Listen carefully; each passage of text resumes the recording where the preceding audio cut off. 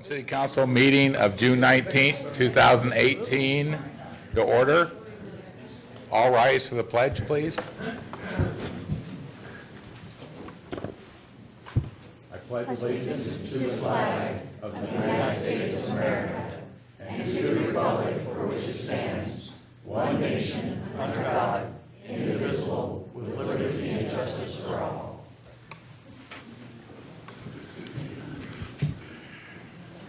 Thank you, everyone, for attending. There's two agenda changes tonight. We're moving the YMCA agreement, which is business agenda number 5, to number 1. And we're moving action agenda item 3, the solid waste contract agreement, back to a business item number 2. So those will be both addressed under business agendas. We are allowing public comment on both those items tonight.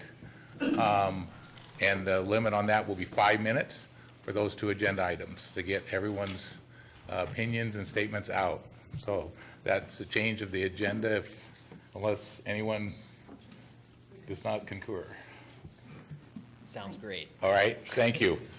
Okay, so we'll lead with Police Chief Darren Moody is here to present some commendation awards. Chief Moody. I'm going to bring a crowd in with me. I got a big crowd. I'm going to let them line up over here. That's a good guys. Come on in. Come on. Don't be shy.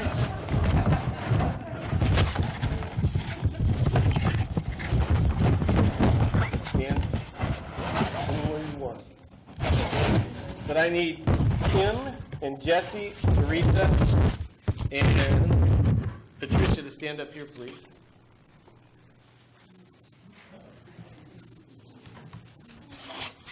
I need you right up front and center. Oh, yeah. Okay, Jesse's on his way. Paul, come on up. I'll stand with them so they don't have to. I'm scared. They're scared. You need to protect them. So, I'm here to present a special citizens commendation to 4 citizens from the city. With all the news that comes with this every day, we get a little frustrated. We get a little tired. It's nice when we can celebrate good news, when we can have our faith in the human nature out there, and somebody steps up and does something right. So I'm going to read this, and hopefully Paul don't start crying. On May 29th, 2018, at around noon, Patricia and her husband Tim noticed an awkwardly parked Shelton police vehicle in the 3000 block of Shelton Springs Road. Upon further inspection, they noticed an unresponsive police officer hunched over the steering wheel. Paul, Kim. Yeah. Patricia and Tim pulled over and went to check on the officer. They found the officer unconscious and not breathing. They, along with Jesse McCord and Teresa Curtis, opened the patrol car, pulled the officer outside and onto his back. They removed his body armor and opened his airway, allowing him to breathe. The officer was rushed to Mason General Hospital, where he was able to recover. Their quick thinking and actions helped to preserve his life and cannot be measured with words.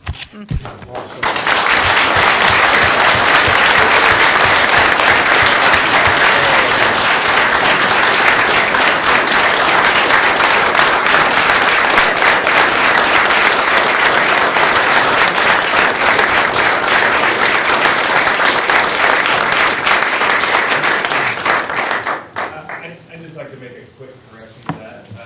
Renee and I were not the first ones on the scene. You were the first ones on the scene. And had they not been there, we see police vehicles parked awkwardly all the time as part of your job.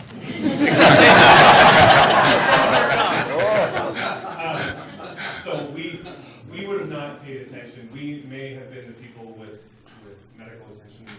Renee had the most medical experience, but we would not have paid any attention or notice had these two not been the first ones to stop, notice that something was wrong, open up the door, and holy cow. So I just wanted to be known that we were responding to their response. Very good. If I'm not mistaken, one of you got on a police radio.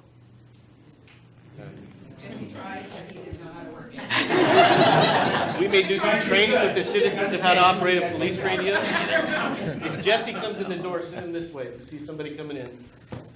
He did put the car in park. Yeah. Yeah, and you don't know what it's like as a police commander or chief to hear a citizen get on the radio. It'll stop you. It'll stop you. You want to say? Oh, like I said, I gave huts out there. Thank you guys for stopping. Most people don't. You know, in this day and age, it's unfortunate.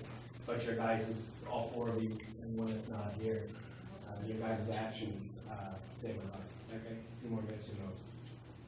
But Jim on the radio, you're crystal clear and solid. And once you gave with those words, an unresponsive officer, you know, said my name, I knew it came with this other comment. Oh, yeah. I don't remember. I think by the time I let off the radio, I'd heard 7 sirens. Yeah. And just one more thing I'd like to say is that it's not anything extraordinary to stop and help the police.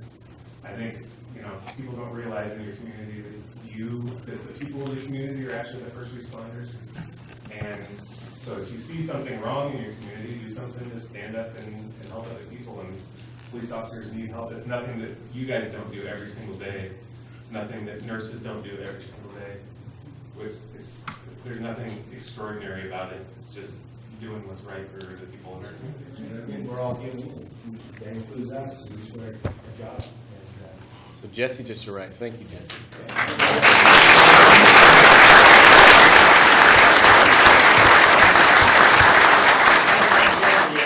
I'm going to shake his hand.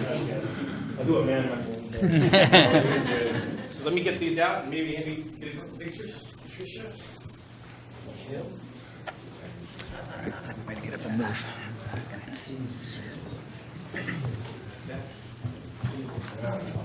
Get in here, Mike.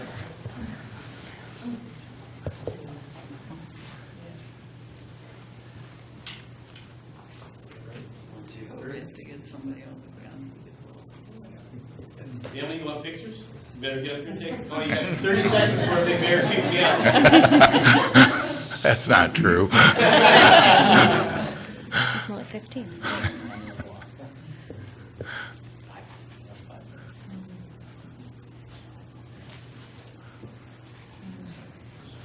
It's a nice thing to start a meeting with. Just give it to the donor. Can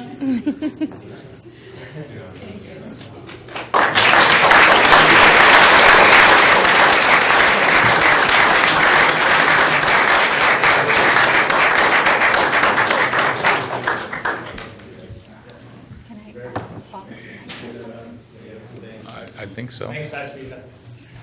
Can I say something? Go ahead.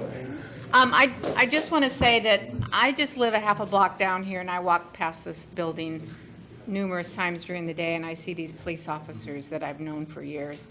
And it would have broken my heart if one or two I never get to see again. So thank you very much. We have a great police department and police chief, and I'm just thankful that we have the policemen in our city. So thank you. Thank you, Councilmember McDowell. We're going to move on. Communication and Economic Developer Andy Arns will give us an update on our Economic Development Strategy Plan. Perfect. Thank you, Mayor and Commissioners. Earlier this year in February, the city launched an economic development strategic planning process to guide the city's economic growth and investment strategies over the next 5 years and beyond. TIP Strategies, which is an economic development strategic planning firm based in Seattle, Washington, and Austin, Texas, was hired to direct the 6 months project, conduct a series of detailed economic assessments, and guide the collaborative planning process with community stakeholders. Tonight, we have Jeff Marcel, Senior Partner at TIP Strategies, and Project Lead Ashton Allison are here to provide you with an update on the project. I present a brief summary on the initial plan material. While there's no hard deadline, we are currently on track to deliver a final draft to you guys at the August 7th meeting for consideration.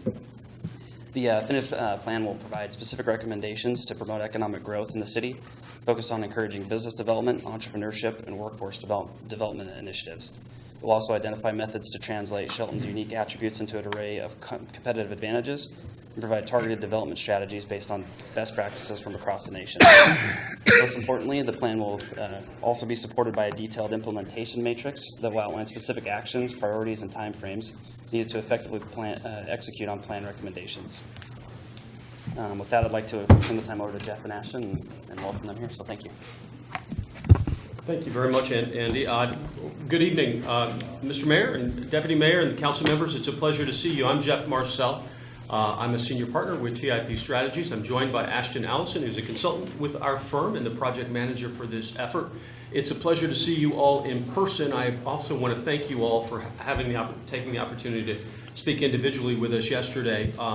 Those conversations were very informative. They shed a lot of light on the work that we're doing, and I appreciate you taking the time.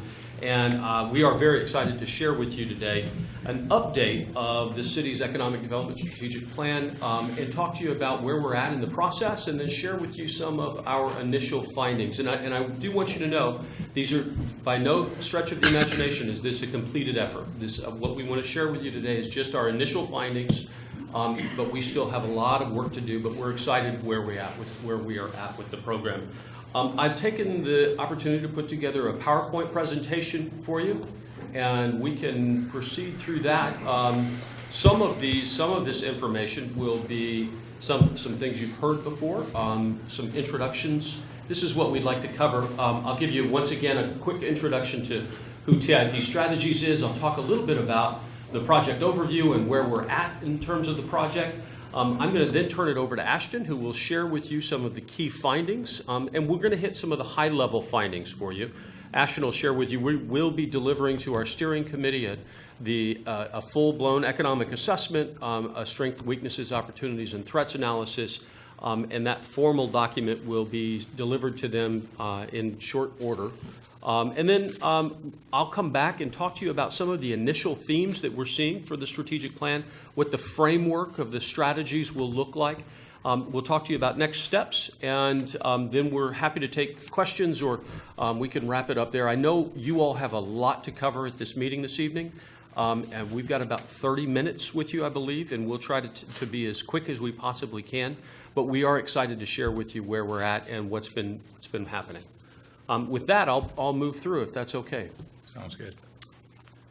So just by way of quick introduction, TIP Strategies, we're an economic development and workforce development strategic planning firm. Our firm is 23 years old. We've worked all over the United States in over 40 states and over 300 communities around the country. And when we work with communities, it's typically a city, a county, a region, or a state. We do have a fair bit of experience doing work here in the state of Washington. I've been an economic development practitioner here in the state of Washington for 15 years. And I know the state quite well, and not just in terms of what drives the local economy, but how economic development functions in the state of Washington. But we've done several projects for the state, being the Department of Commerce. We've done projects in Lewis County, and Klickitat County, and Clark County, for the city of Auburn, for the city of Redmond as well. So we have a fair bit of experience here in the state. Our offices we're based out of Austin, Texas, and we also have offices here in the Washington state area. To give you a quick overview of the project and what we've done, so you've asked us to do just a handful of things as a part of this effort. One, you wanted to make sure that we put together a 5-year economic development plan for the city. You also wanted to make sure that we understood what was taking place around the city and in the county in terms of economic development activities, workforce development activities, those types of things. And then you also wanted to make sure that we honed the value proposition and could articulate the value proposition for the city of Shelton as a great place to do business, a great place to invest, and a great place to live. This is the scope of work, and I know you've seen this. We've had a chance to briefly review it. I'll just touch on it really quickly. This is the 3-phase process that we go through as part of the strategic planning effort. The discovery, opportunity, and implementation. The checks indicate components that are either completed or underway. As you can see, we are almost complete with the discovery process. I will tell you that we spend a fair bit of time learning as much as we can and talking to as many community leaders as possible. I promise you I'll learn something new. Ash and I both will learn something new about the city of Shelton 2 weeks before the project's concluded, that's okay. We will always keep our eyes and ears open. We want to learn as much as we can, so the plan will always be adjusted the entire way through. But I think we've got a pretty darn good handle on the strengths, weaknesses, opportunities, and threats in the city right now. We're now moving with our steering committee into this second phase, where we're working in collaboration with them to identify a vision for this city's economy moving forward. Where do we want to go in the future? And then starting to identify potential strategies that will help realize that. That'll take us to the last phase, the implementation phase. I know we've talked about this, but this is the most important part of this entire effort. And that's where we work together to prioritize the strategies that we've identified, break them into action steps, so that you have a business plan, a 5-year plan for the city that's very clear on what needs to be done to create a positive environment for companies to invest in the city, for companies to start here, and for companies to grow here, and all of the other efforts that are required to create a positive environment for job growth and for quality of place. This is the project timeline, and as Andy said, it's been an ambitious timeline. We've had a ton of work already accomplished. We started in February. We are on target to be completed in August. But I will tell you, just as Andy said, for us, the most important part of this entire effort is to make sure that the city is happy with the end product, with the strategic plan that you have at the end of the day. We want to make sure that you are satisfied with the end product, and that's the most important thing for us. Regardless of whether we hit the August date or not, the most important thing is for us to get it right. And we commit that to you. I did want to recognize the folks that we have on the project steering committee. These are outstanding leaders in your community. When I think about some of the strengths in the city of Shelton, oftentimes I think these are the folks that jump out of my mind most quickly. You are very fortunate. You're blessed with some amazing leaders in the community that really want to contribute and give to this city. And it's been a pleasure working with them. If we have any of the steering committee members in the audience, I'd just like to ask them to stand. If I could ask you to stand really quickly. And let's just, if we could, I would welcome.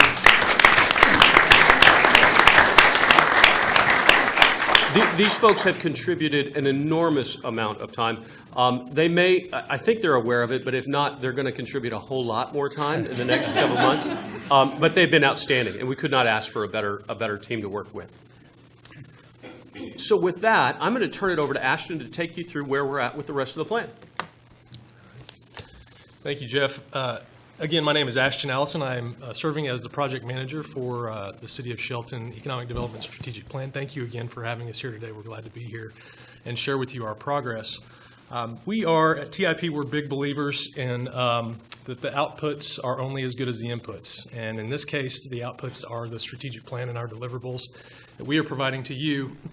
And the inputs come in the form of 3 main areas, which we term some fancy names called qualitative, quantitative, and strategic. But what it really means is what you tell us, what the data tells us, and then what our experience tells us. And these 3 things we have been compiling over the last 3 to 4 months. And what you tell us, or the quantitative information, has taken the form, or qualitative, I should say, of over, I think, 25 stakeholder input meetings. This is with major employers, elected officials, various stakeholders, of course, the steering committee and executive committee, countless roundtables and stakeholder interviews, as I said. The quantitative side, we have pulled a tremendous amount of quantitative information from public data sources as well as proprietary sources that we subscribe to. And this has been put in the form of what we call our economic assessment, which I'm going to talk a little bit about. We've also benchmarked against the county, the state, and the nation to see where Shelton fits in that spectrum.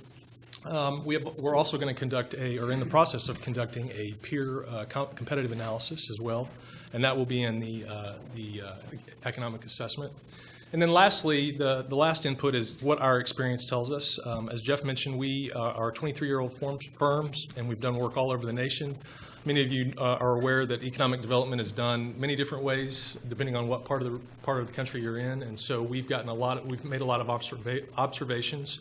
We've built an inventory of best practices that we are going to share and impart with the team here to help them on their journey over the next 5 years. So just quickly, I want to go over where we are to date in terms of our progress in community engagement, that first category, qualitative info. We conducted our first trip, which we called our kickoff trip, back in March. And I do want to commend Andy and his team. They set up a stellar itinerary with I don't think we had a down minute the entire time, the entire 3 days we were here. And we were glad to be pooped when we left here. But we conducted over 17 stakeholder interviews and roundtables with the groups you see there. And that's also continued on this page. Andy was also kind enough to take us on a windshield tour of the city because there's no replacement for what we can see and smell and hear. As much stakeholder input as we get, we like to see what's going on the ground, and so we had a great opportunity to do that.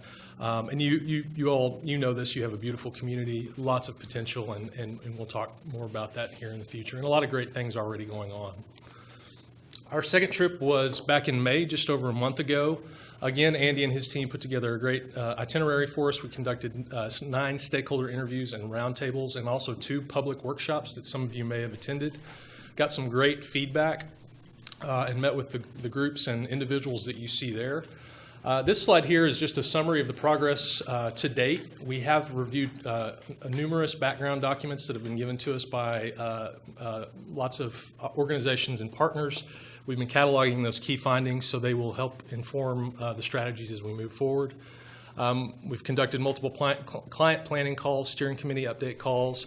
We did build a landing page on the city's website to keep everyone informed about the project, and we'll be posting deliverables as they're finalized to that site as well. We also conducted a community perception survey, and are proud to say that we got over 160 responses to that survey. In our experience, that's a great response rate. People are not always eager to respond to surveys, but in this case, we were really pleased to get that many responses. So thank you to those of you who also responded to that survey. Like I said, we also conducted 2 public workshops. We've procured and analyzed dozens of data sets of demographic, industrial, and occupational statistical research and data. And then to date, we've drafted 4 different deliverables, the economic assessment that Jeff referenced and SWOT analysis, which we're going to talk about both of those here in a moment. We're also in the process of drafting guiding principles for the plan and a target industry analysis. So just a few key findings that I wanted to go over. And again, like Jeff said, we're going to keep this very high level, but you will have many chances to weigh in. You will have an opportunity to view these documents in full and weigh in and make comment on them. But for the sake of time, we did want to just touch on a few key findings. Real quickly, the economic assessment that I mentioned, this is an analysis, a comprehensive analysis of several different statistical data sets. And it's cut into 6 main areas: population and demographics, commuting, industry, and then labor market characteristics, occupational structure, and then the competitive analysis that I mentioned before. And the key findings from that statistical analysis are on this slide that you see here. And again, for the sake of time, I'm not going to read each one of these. I just wanted to touch on a few. And keep in mind that these are, this data is based on city-level data, but we have made comparisons where appropriate to the county, state, and U.S.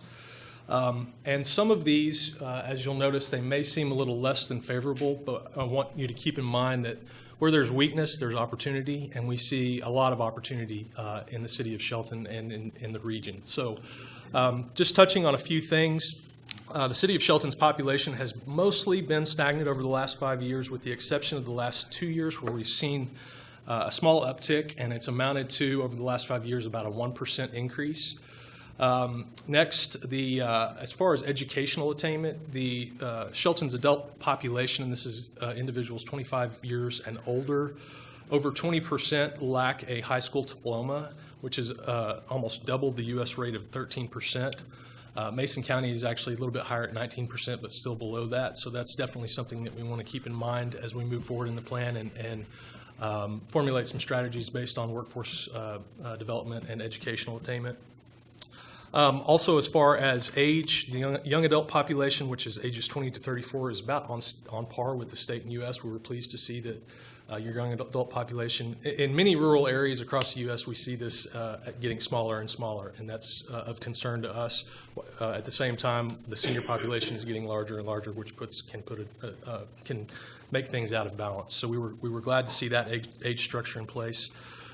City commuting trends, or I should say regional commuting trends, were favorable and not favorable. I'd say the city commuting trends were favorable in the sense that you are a net importer of workers into the city, but as a county as a whole, and the way you're structured with a lot of people who work in the city or live in Shelton, live outside of the city boundaries, they're actually traveling outside. So you're a net exporter in terms of the county, which is actually the more important figure. So we want to see what we can do, and we're formulating strategies that are going to help bring more of those dollars back, help people commute into the city or have job opportunities in the city and in the region versus outside of the region. This next group of key findings, just a few key highlights that I wanted to touch on. Employment levels have decreased over the last decade by about 800 workers. And it's probably no surprise that healthcare is a major source of employment growth and projected growth for the city and region. We do run projections over the next 5 years, and healthcare is projected to be the major job creator. We are careful about projections because it's kind of like predicting the weather. You never know what's going to happen, and there's a lot of factors that can play into that. But we do subscribe to a very conservative group that makes those projections, so we have a degree of confidence in them. Currently, the healthcare employment is sitting at about 1,600 jobs, so very healthy employment. As far as major industry sectors, manufacturing holds the largest share of any in the city, and that makes sense considering Sierra Pacific. In terms of low and middle skilled occupations, Shelton is on the low side as far as high skilled occupations, but Shelton's wages, in terms of low and middle skilled occupations, Shelton's wages are on par with the U.S. median. But the only exceptions are forestry and protective services, which do pay a premium. Again, not a surprise.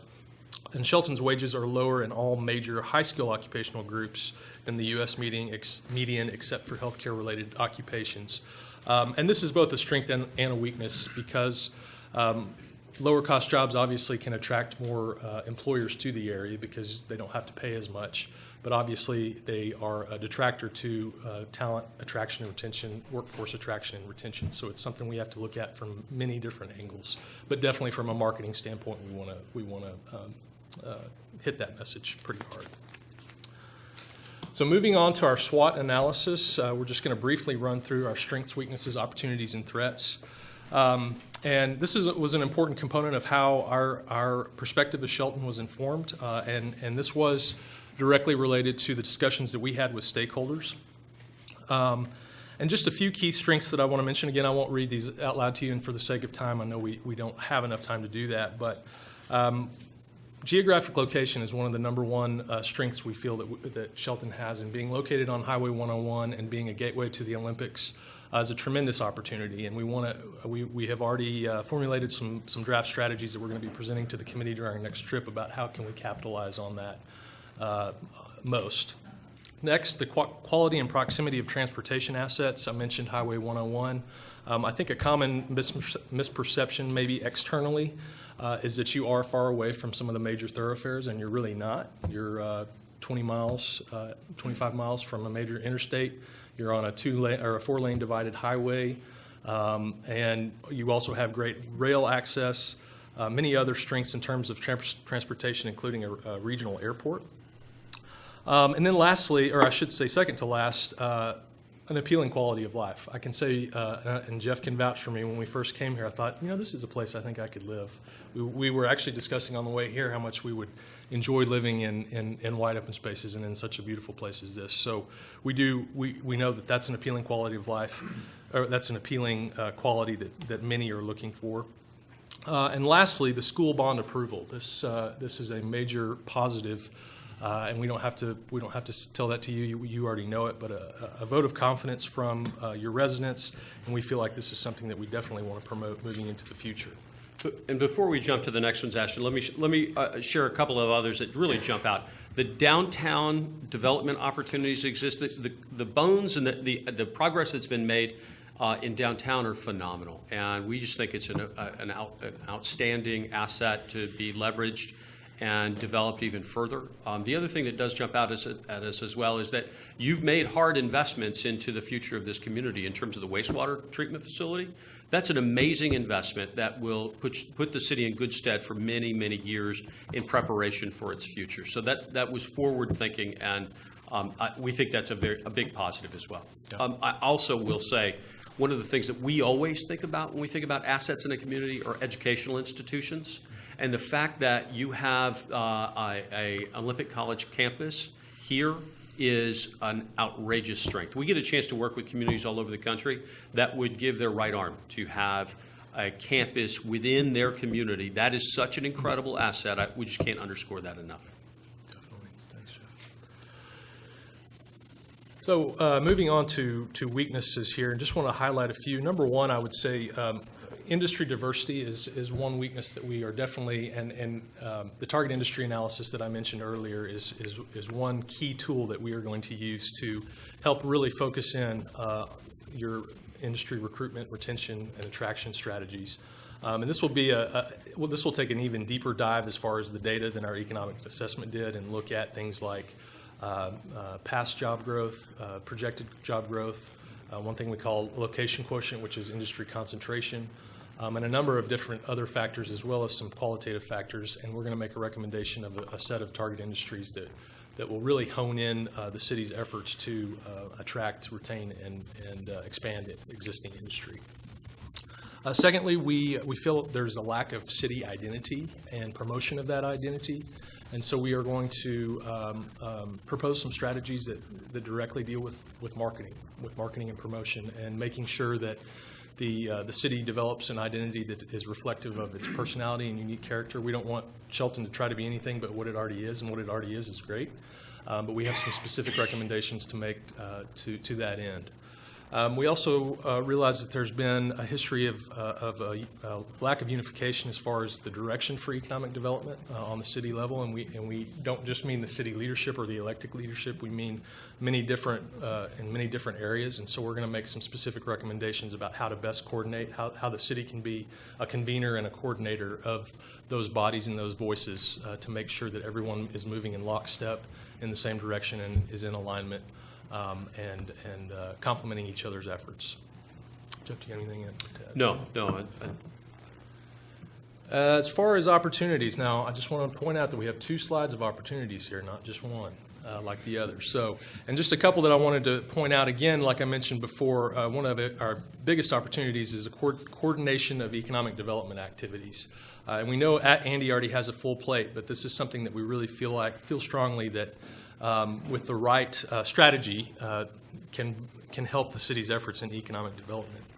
Obviously, the Hall Equities development is a huge potential for the city, as well as downtown development, and we understand that these are taking place in different parts of the city, but we feel like there is a way to make sure that each one succeeds and does well in its respective area of town.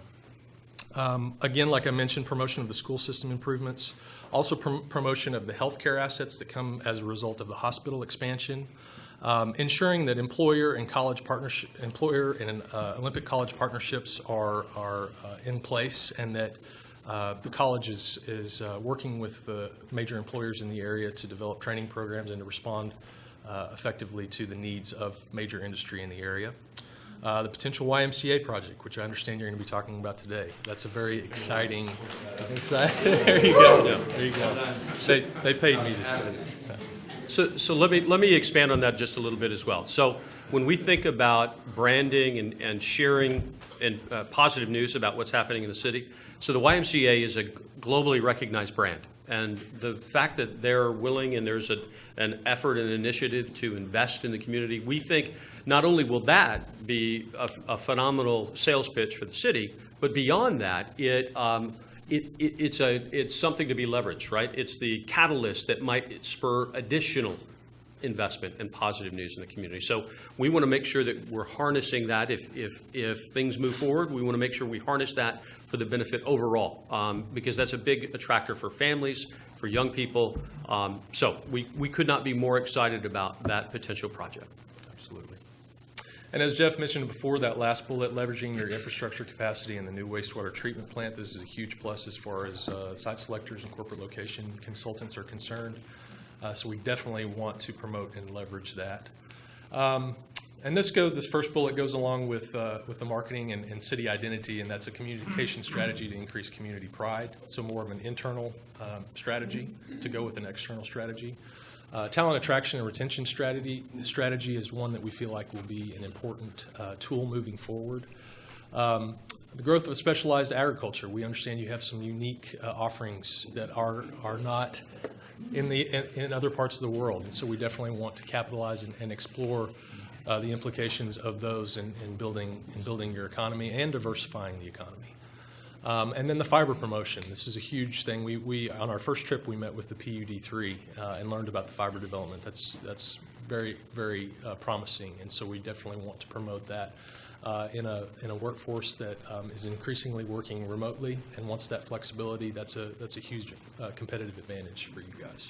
Yeah, the PUD that you have here, and you know this, the PUD is an outstanding institution and forward-thinking, driving innovation, driving technology. And in many ways, after spending time with that team and learning more about what they're doing, for us, they're a national best practice. They are truly an amazing group, leading some outstanding broadband infrastructure for rural communities. It is really exceptional. Absolutely.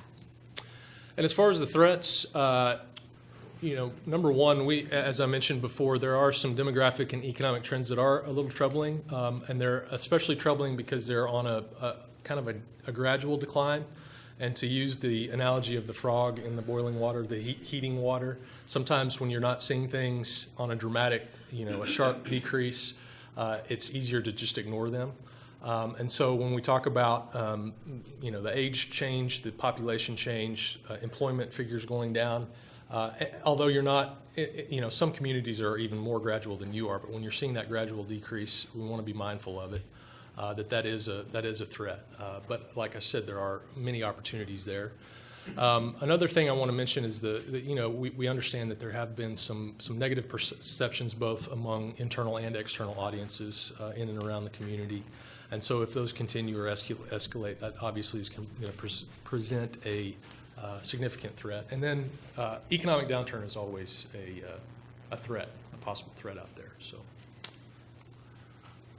So with that, what we'd like to do is transition a little bit and give you a sense of kind of what we would see as the framework for the strategies. As I've said earlier, we still have a lot of work to do.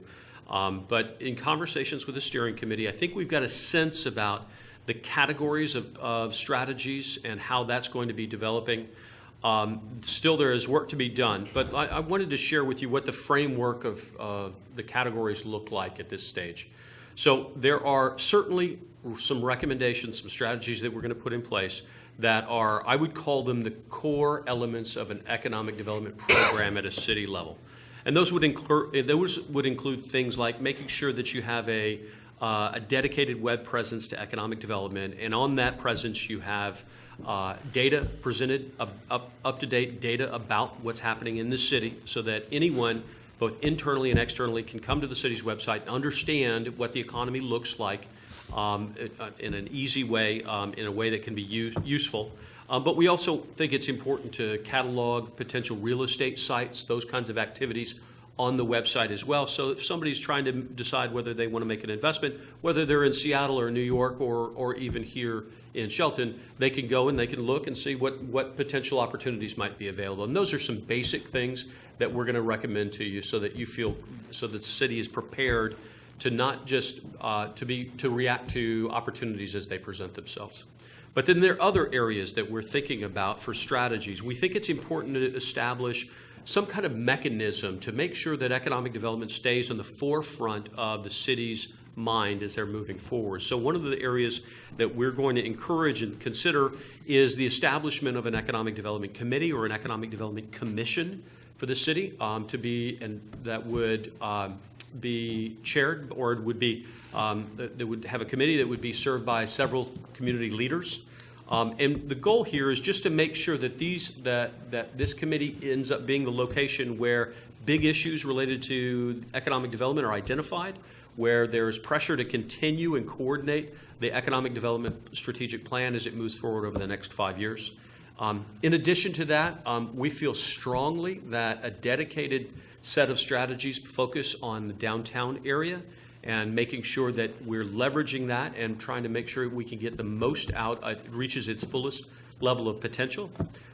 In another area there, and it may not be, this is certainly a priority, and it may fall under this downtown area, it may fall under one of the other areas, but we know housing is a serious concern.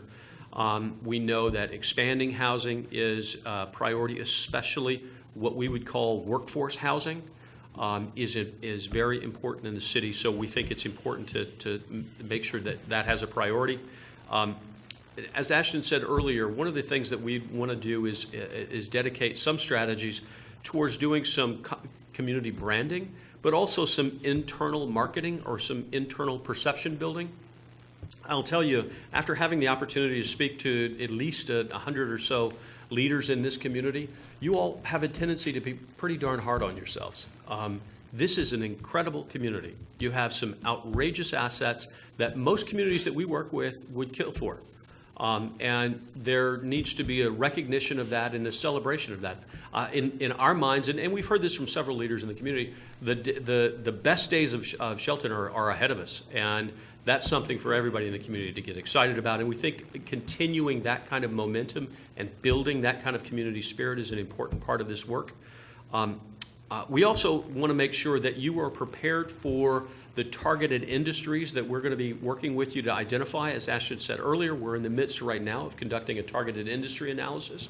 We'll tee up the best 4 to 5 industries that meet the highest level of potential for economic growth in the city, and want to make sure that the city's prepared to interact and understand what those industries are and can work with those industries to encourage them to grow here and to be a part of the community. A component of that is going to be centered on retail attraction as well. You've heard me say earlier, we're working closely with the other consulting team that the city has engaged, the Retail Coach, and this is the group that's doing some retail analysis to understand what the consumer profile is here for the city and how that matches with potential retailers. So we're working hand in glove with that team to make sure that their recommendations and their data inform the strategic planning work that we're doing as well. So those are the major categories that we have identified. We still have more work to do and more refinement to do with our steering committee. And I will share with you the next steps. We will be with them between July 17th and 18th, but I also wanted to share with you the next steps in this process. We, as Ashton said earlier, we will be refining, completing the economic assessment and the SWOT analysis.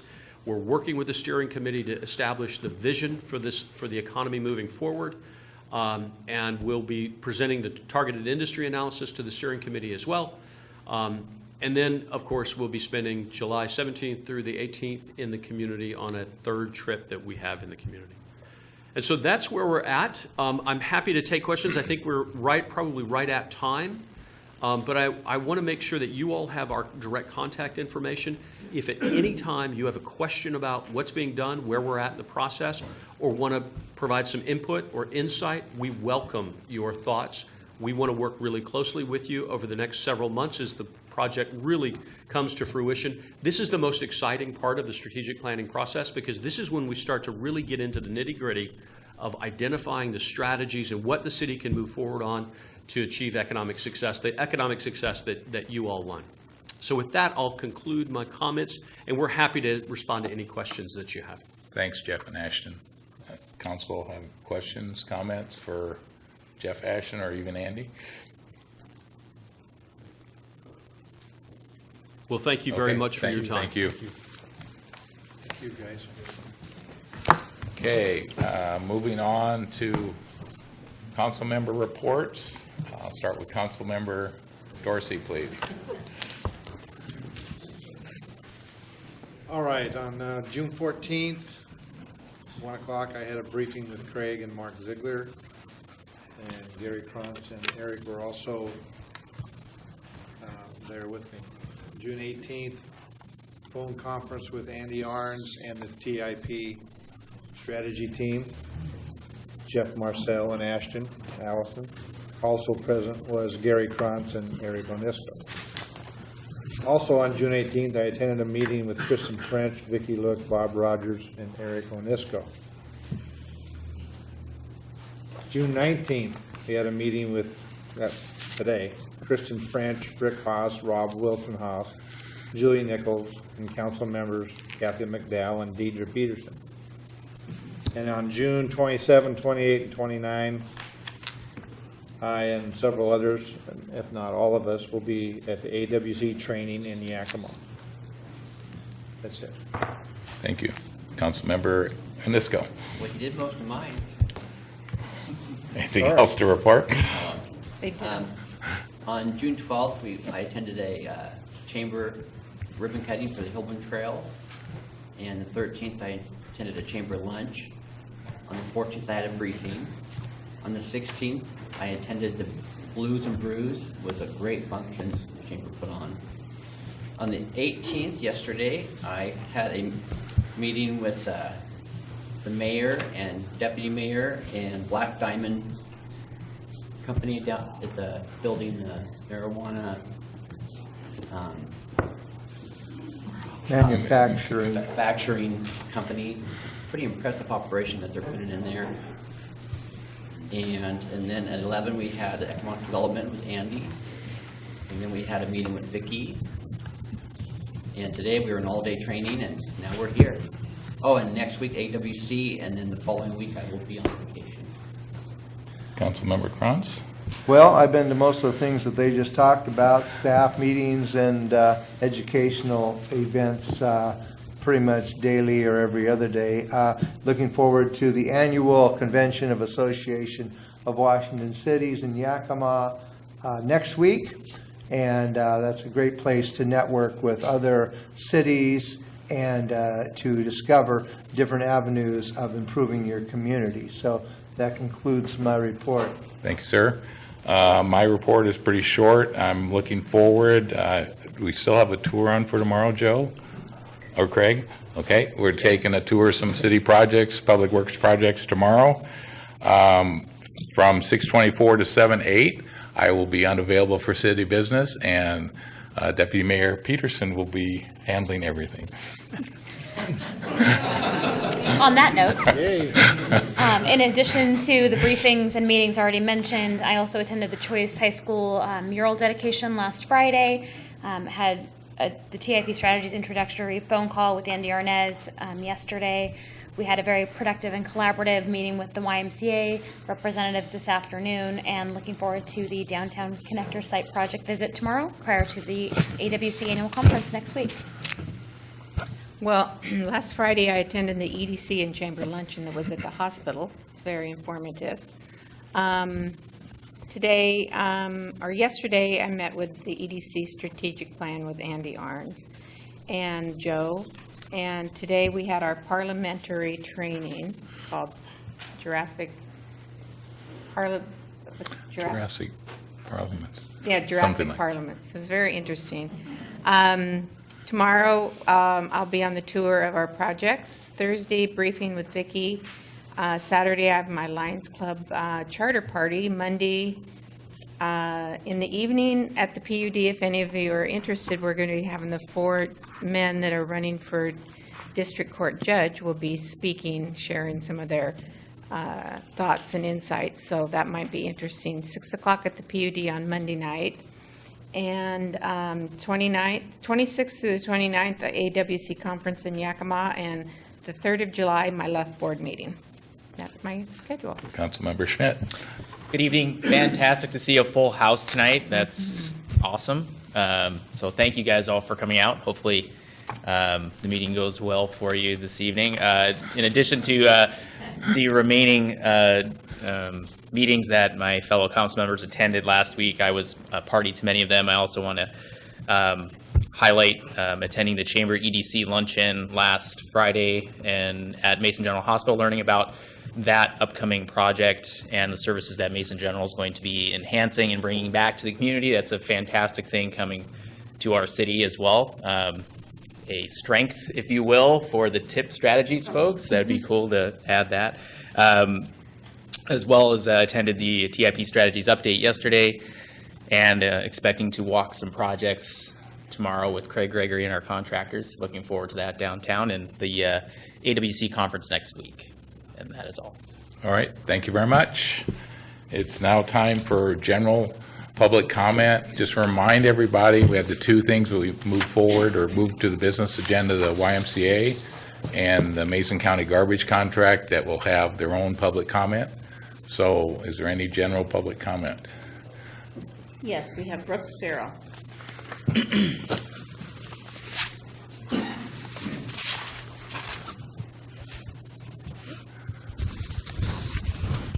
My name is Brooks Farrell, Mayor Bob, Commissioners.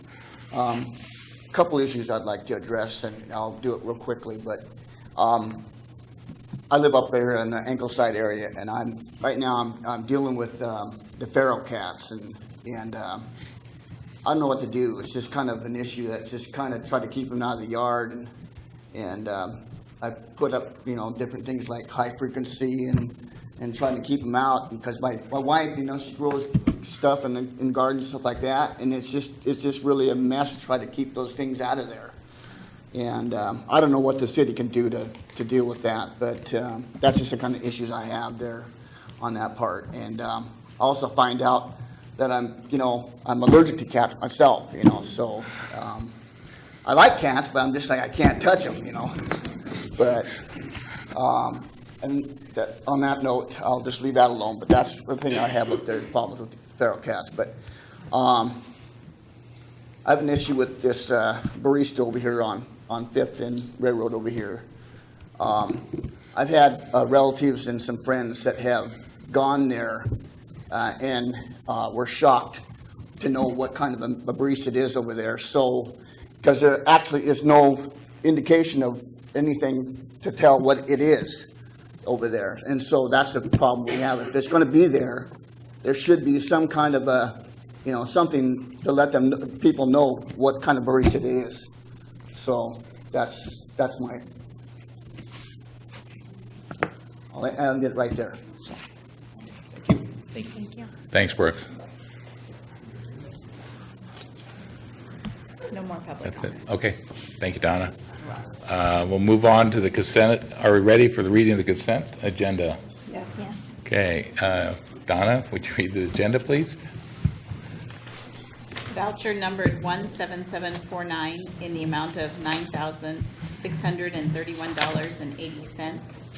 Vouchers numbered 17750 through 17836 in the amount of $714,706.49.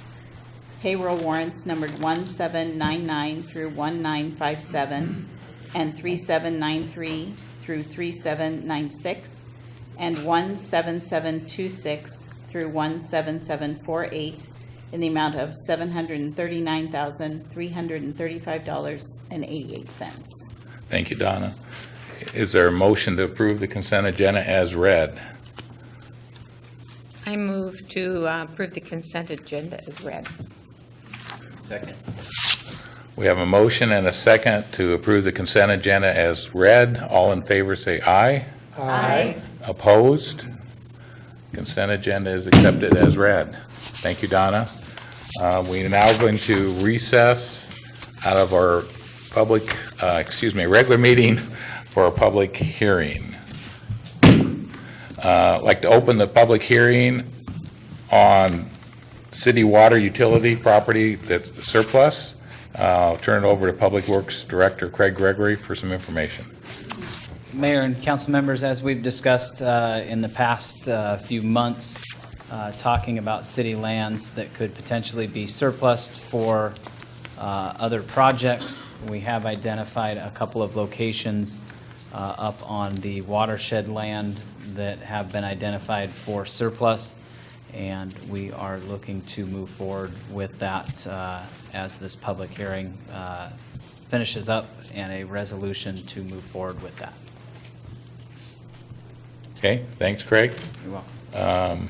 Now we'll open up for public comment for this item. I don't have anyone signed up for this item. Okay. No public comment on this, so I'll close the public hearing. And that will move on to a business item later in the meeting. I guess now we open a public hearing for the consideration of vacating public right-of-way along railroad right-of-way from 10th to 11th. Again, ask Director Gregory for his report. So we have already been through the surplus portion of this property and are now moving into the ordinance to actually vacate the property. And it is the north 20 feet of Railroad Avenue between 10th and 11th for a specific project in that location, aligning with the rest of Railroad Avenue from Front Street to 10th at this point. And we are looking to move forward with that ordinance to vacate, and we will discuss further in the business agenda on this item. Okay, I failed on the prior one to ask for council input. So, any council input on this one? Okay, so now we open it up for public testimony. Christy Buck. No, I think I missed the wrong button. I want to talk about the YMCA surplus. Was that you one? No. Okay, so that is further somewhere down the agenda. I'll fix it. Okay, we fix it for me. Thank you. No You got public it? comment. Okay, so that closes the public hearing and return to regular meeting. Okay, next item. So we're moving into the business agenda. First item is the protocol manual discussion led by interim. Mr. Mayor, did you want to, you were moving your agenda around, did you want to deal with the I'm sorry. Thank you very much. Then we'll come back to this. I missed. I thought that's what I you missed my said. notes. Yeah. I apologize to everyone. Okay, so we're now moving to the amended agenda, which is the YMCA agreement. Community Development, Mark Ziegler has information about the land lease with Southside YMCA. Thank you, Mayor, Council members. I believe in your packets you have a draft agreement from South Sound YMCA. You've had a chance to review that and make comments. So at this point, I think there's still some work to be done with South Sound YMCA to come to an agreement. So we're asking that this agenda item be placed on the action agenda for July 10th. There may be some discussion amongst the council, and I know public comment at this point as well, Mr. Mayor. Okay. Thanks, Greg, or Mark. Okay. I guess we'll open it up for public comment. Christy Buck. I'm confused because I guess it says no public comment on the business agenda. We're allowing. We're making an exception. We'll change the rules for these two items. Okay. So Thank you very just much. for you, Christy. Thank you very much. Well, it's so fun to finally be in front of all of you. Congratulations on your win, your elections. So I've just been a second-generation lifelong Shelton resident. And when I was a kid, we had a huge, big bowling alley, and we had a skating rink. So I had lots of fun at all those things. But I feel terrible that our kids don't have anything to play on or at or do. So I just want to urge you to move forward with the surplusing of the property and to move forward with your negotiations on the lease agreement with the YMCA, because I think it would be a fantastic addition to our community. I think from an economic development standpoint, from a chamber standpoint, these things add value to our community. They make businesses want to relocate here. There's studies that show that having a Y in your community raises your property value. So as a real estate agent, I'm happy about that. As an owner of a building downtown Shelton, I'm happy about that. So I think this is a win-win for everybody, and I think our community really, really wants it. So thank you very much. Thank you, Christy.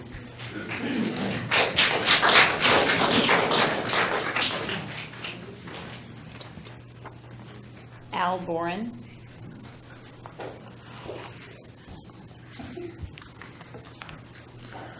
Mr. Mayor, members of the council, I'm Al Boren, and I'm working with the YMCA and with members in the community to raise the money to build the YMCA. I'd just like, as a guest in your community, I'd really like to say thank you to all of you for the warmth, the hospitality of the community that you've shown to me personally, as well as the YMCA project itself. It speaks well of the community, and you see things like these folks that as one of the friends sitting next to me said, it's the right thing to do. And that's the kind of thing that I'm experiencing as an outsider in Shelton Mason County, that there seems to be just a real consideration of doing the right thing for the community. So a couple of weeks ago, I was up north. I spent a number of years with the YMCA in Snohomish County and worked with a number of communities that were very small at the time, places like Monroe and Marysville, the southeast area, that they didn't have a YMCA, and they'd never done any real major fundraising. And the YMCA was the first major project to come in to galvanize the community, to give the community a unified dream of doing something that succeeded wildly. And not only for the YMCA, but for the kinds of community organizations like schools and hospitals that interacted with programs for all ages and stages of people, just to make the community a better place to live. So when I'm asked, what are you going to do in Shelton? And I said, well, we're going to build a YMCA. And they said, well, how much? And I say, well, we're probably in the neighborhood of $16 million. So as I pick people up off the street, and they said, oh my God. And I said, well, oh my God too. But until a couple weeks ago, I've never seen a couple guys go about 100 feet up a pole and then come down that pole without harming themselves. So I figure if folks can, maybe that's the definition of a high climber. I don't know. I was raised in the Midwest. But whatever it was a hell of a climb. So I thought, if those folks can go up that pole like that, I think this community can go up the philanthropic pole to make this a success. 3 ingredients on a successful fundraising effort. You got to have the cause. Do people believe in it? You got to have the leadership that's willing to lead it, and you got to have the capacity to give to it.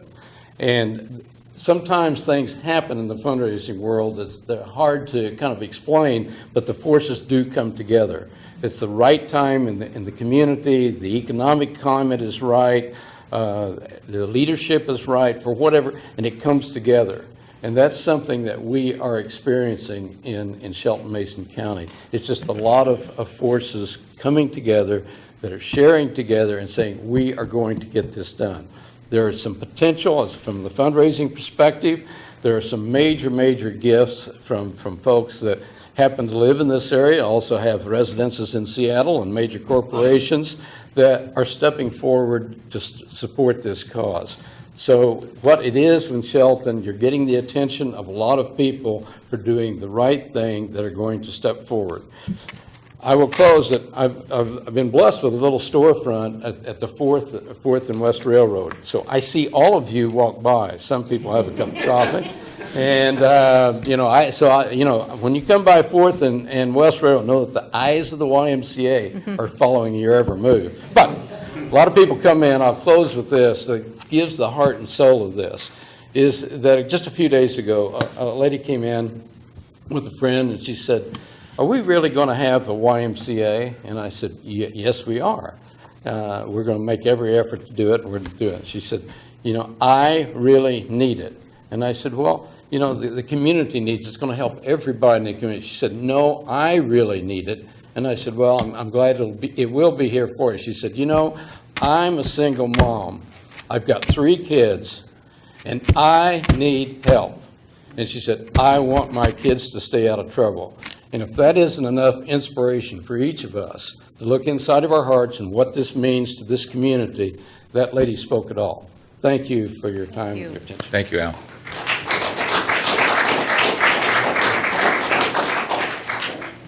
James Thomas. Mr. Mayor. Evening, Madam James. Deputy, council members, my name is James Thomas. I'm the chairman of the Economic Development Council of Mason County, and I appear today on behalf of the EDC to voice our unequivocal support for the YMCA.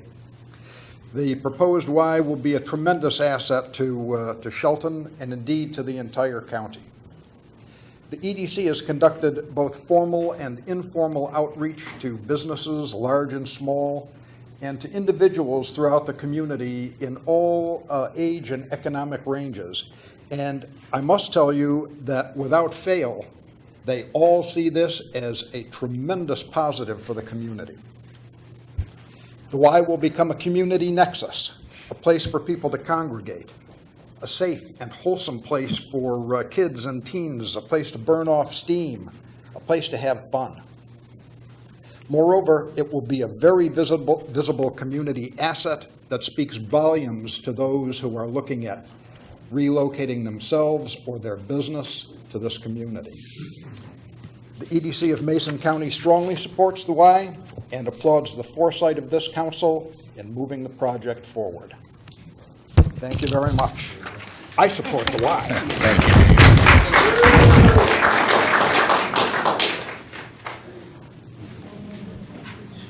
Jennifer Baria.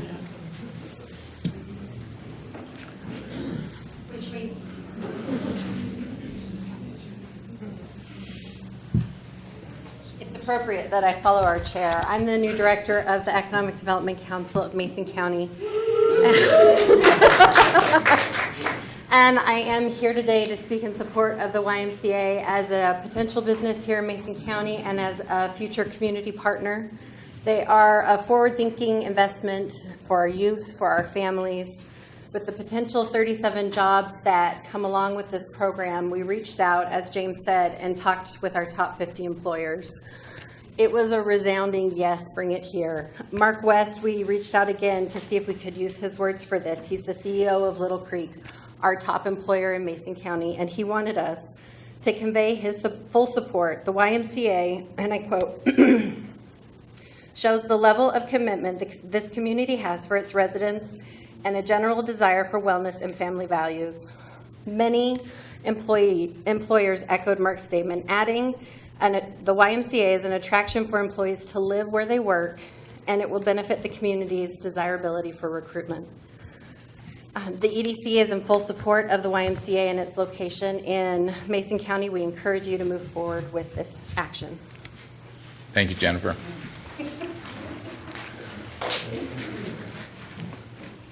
Patty Case.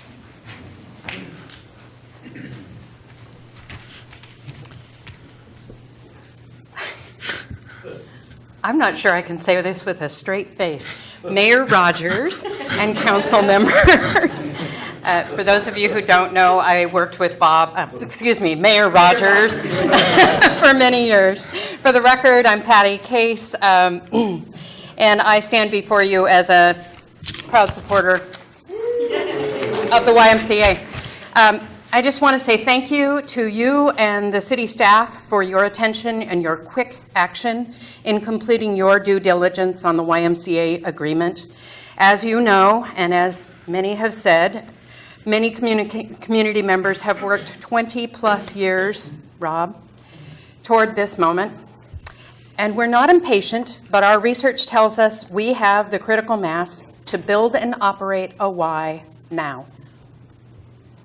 For all the reasons mentioned earlier in the report on our economic study, and for more reasons as well, I think we can all agree that the Y is a critical next step for Shelton. And the city's collaboration is part of that next step. As I've communicated to the shareholders at Green Diamond, this is an all-in proposition. We are going to have to pull out all the stops in order to move this forward. So we're ready. When you move forward, we're full speed ahead. We all look forward to working together to build and to use a YMCA in our hometown. Thank you very much. Thank you, Patty.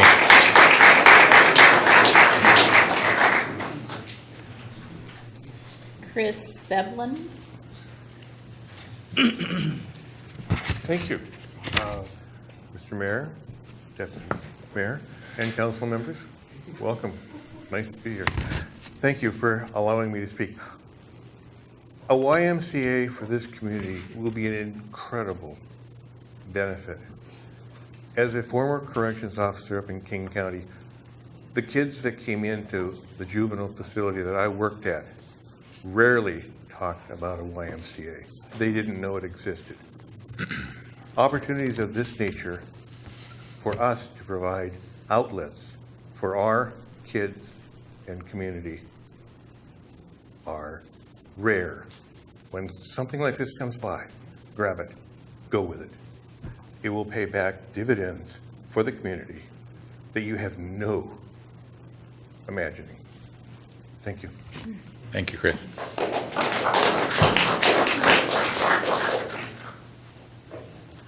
Chris Swanson. Good evening. Thank you for listening to all of us. Appreciate the time. A lot of what I would like to relay has already been said, and I know many of you in the room. What many of you don't know probably is I've moved to Shelton multiple times. One time I moved here from Phoenix, Arizona, and at that time, understandably, I was coming to a community that had less resources. I think it's fair to say. The second time I moved back to Shelton from Gunnison, Colorado, which is not a large place. And if you guys know where that's at, I would be surprised. But again, I moved back to a community that has less resources than where I came from. And that just shouldn't be the case. So I have children that are 6 and 8. I think I have a personal, selfish investment in wanting this to happen. But above and beyond that, I would tell you that the facilities are needed. I work with school kids. I work with community members. There's the need for us to have a spot to go to. And it's been mentioned that there's a youth in our community. We have a younger population. Younger populations tend to grow into families, and you want to raise your family in a place where they can continue to flourish. So I would just ask that as we consider all of the things that could become roadblocks or all of the things that are hard to overcome, we know that they can be overcome and that we don't let that deter us. Thank you. Thank you. That's it, That's Mr. it. Mayor. Okay, thank you, Donna. Mark, I think I was supposed to, did you have anything to add after the public comment?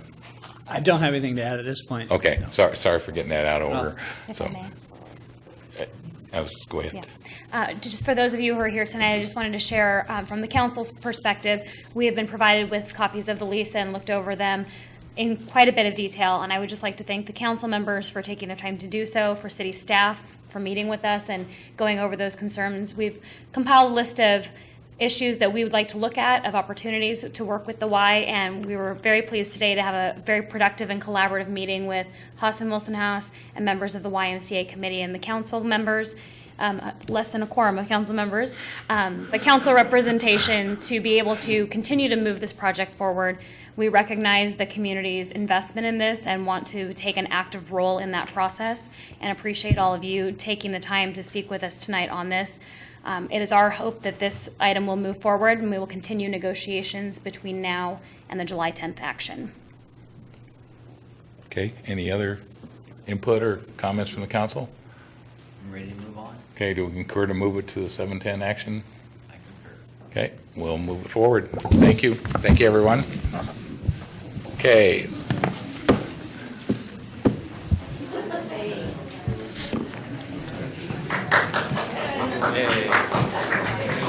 Thank you, Deidre. Just a little tongue-tied. It's been a long day. I'm always saying. Okay, all right. There's still more interesting things to talk about. Apparently not. Thank you. Okay, we're back to agenda, the modified agenda, item 2 under business, which is review or amending the Mason County Solid Waste Agreement, and Craig Gregory will, no, excuse me. I think we were going to pitch it to Bob first. I'm sorry, that's Assistant City Manager Bob Dean will discuss. Well, I just wanted to kind of set the stage a little bit, remind everybody where we are in this process. It's been going on for some time. And then we'll turn it over to Craig and get some public comment, I think, depending on when you wanted to take the public comment or not. What I wanted to remind everyone is we have an existing agreement. So we're not we're not considering a new agreement. We're trying to clarify an existing agreement. Some of the questions that were raised when I was interviewing candidates for the council, and some of the things we're doing was the question of, I'm not sure this agreement's as clear as it could be. And so there were some questions raised on some of the terms of the agreement. Can we clarify the meaning, the intent? So we're working within an existing agreement. We're trying to get a contract amendment that clarifies it, makes it more transparent, makes it more understandable to a casual reader, not just now, but 10, 20 years from now when none of us are here to say, oh, I remember that conversation. The other thing that we're talking about is this is not a rate increase. It started out as sort of an apples to apples before and after the rates were the same. It's actually ended up with a slightly lower rate decrease, and Craig can talk about that. And then once we get any public comment you want to take tonight, you might want to take that public comment even before Craig's things, and he could respond to some of the questions that come up. But then the idea would be to set this forward to July 10, and could be a busy meeting on July 10. That's kind of the context for tonight. Bob, is a copy of the amendment as it stands, it was out on the table? Is that correct? I think we had copies of it out there. We did distribute new copies to the council, and we had about 30 copies out on the table at the entrance also. And just make clear this is. Yes. Yeah. And this has been a working document Right. that we certainly are trying to clarify before we get it to the July 10th meeting. So probably modified again before July 10th. Okay. Possibly. There are some aspects of this that certainly we can talk about tonight and see if it's enough clarification for the council to move forward with. And that is the goal, to just have that transparency and openness with this, that everybody can understand all aspects of it. Thanks, Craig. So with that, and with this, just an ongoing public comment period from prior meetings, we're going to open it for public comment. And again, the extended time to 5 minutes. So, Donna? Tom Lowe.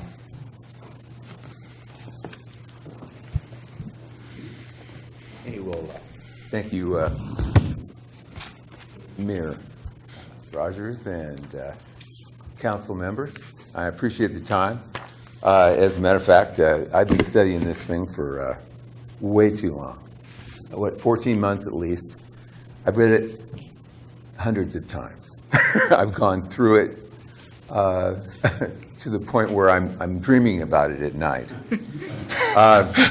I can tell you, I've read a lot of contracts through my 40 years. I was in charge of disaster operations. 5 presidential declarations, handled hundreds of contracts.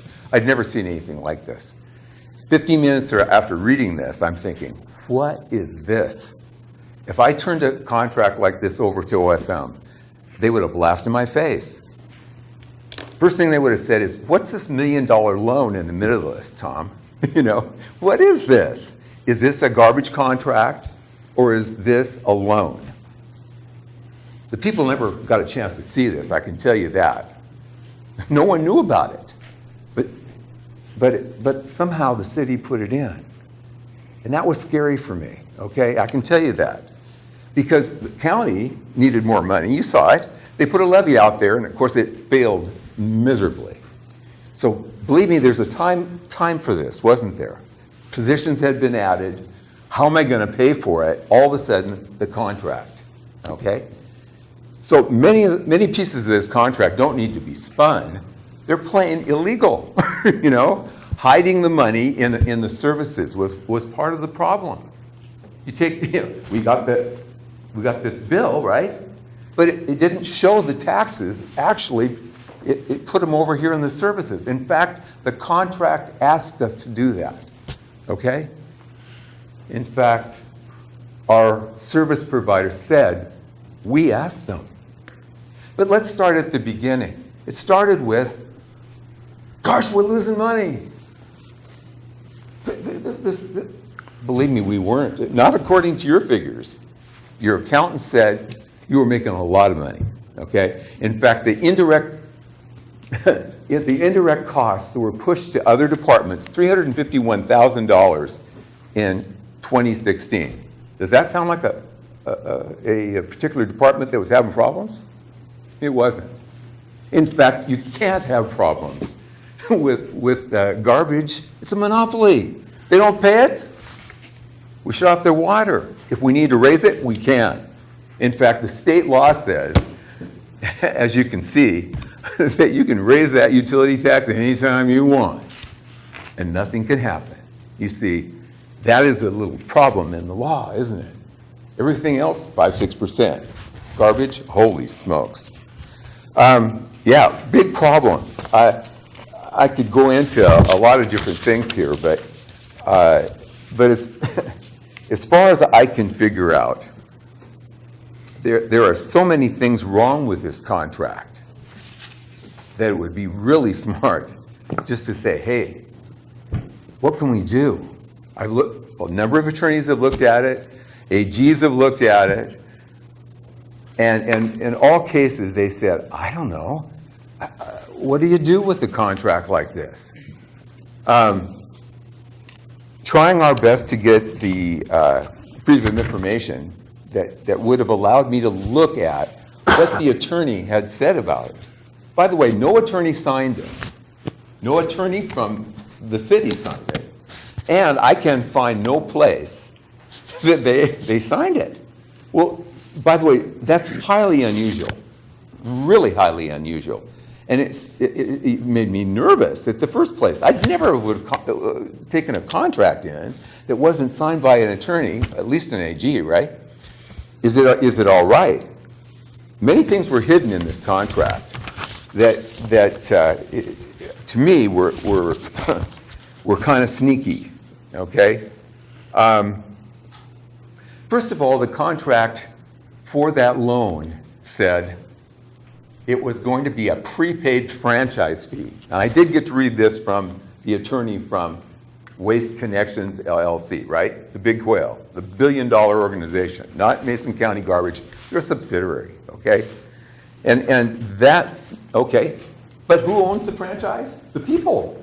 The people own the franchise. They couldn't do that because it ended up with a vote of the people. They'd know about it. So then it said a prepaid utility tax. Only a ratepayer can pay a utility tax. Another problem. Yet, that's by state law. Yet, what happened? Tom, can you Let me finish the sentence. That's fine. So what happened? It was left in the contract, even though it was illegal. So this isn't just a small thing. There are many illegal things in this contract that need to be looked at. And I really believe it happened because Tom? There was no representative for the city. Tom, we allowed you to finish your sentence. Thank you. And thank you. I know you're going to do a lot of hard work on this. Thank you, Tom. And I'll leave some copies out front if you guys.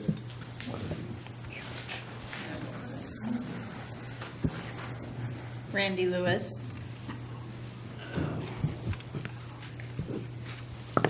Hi, everybody.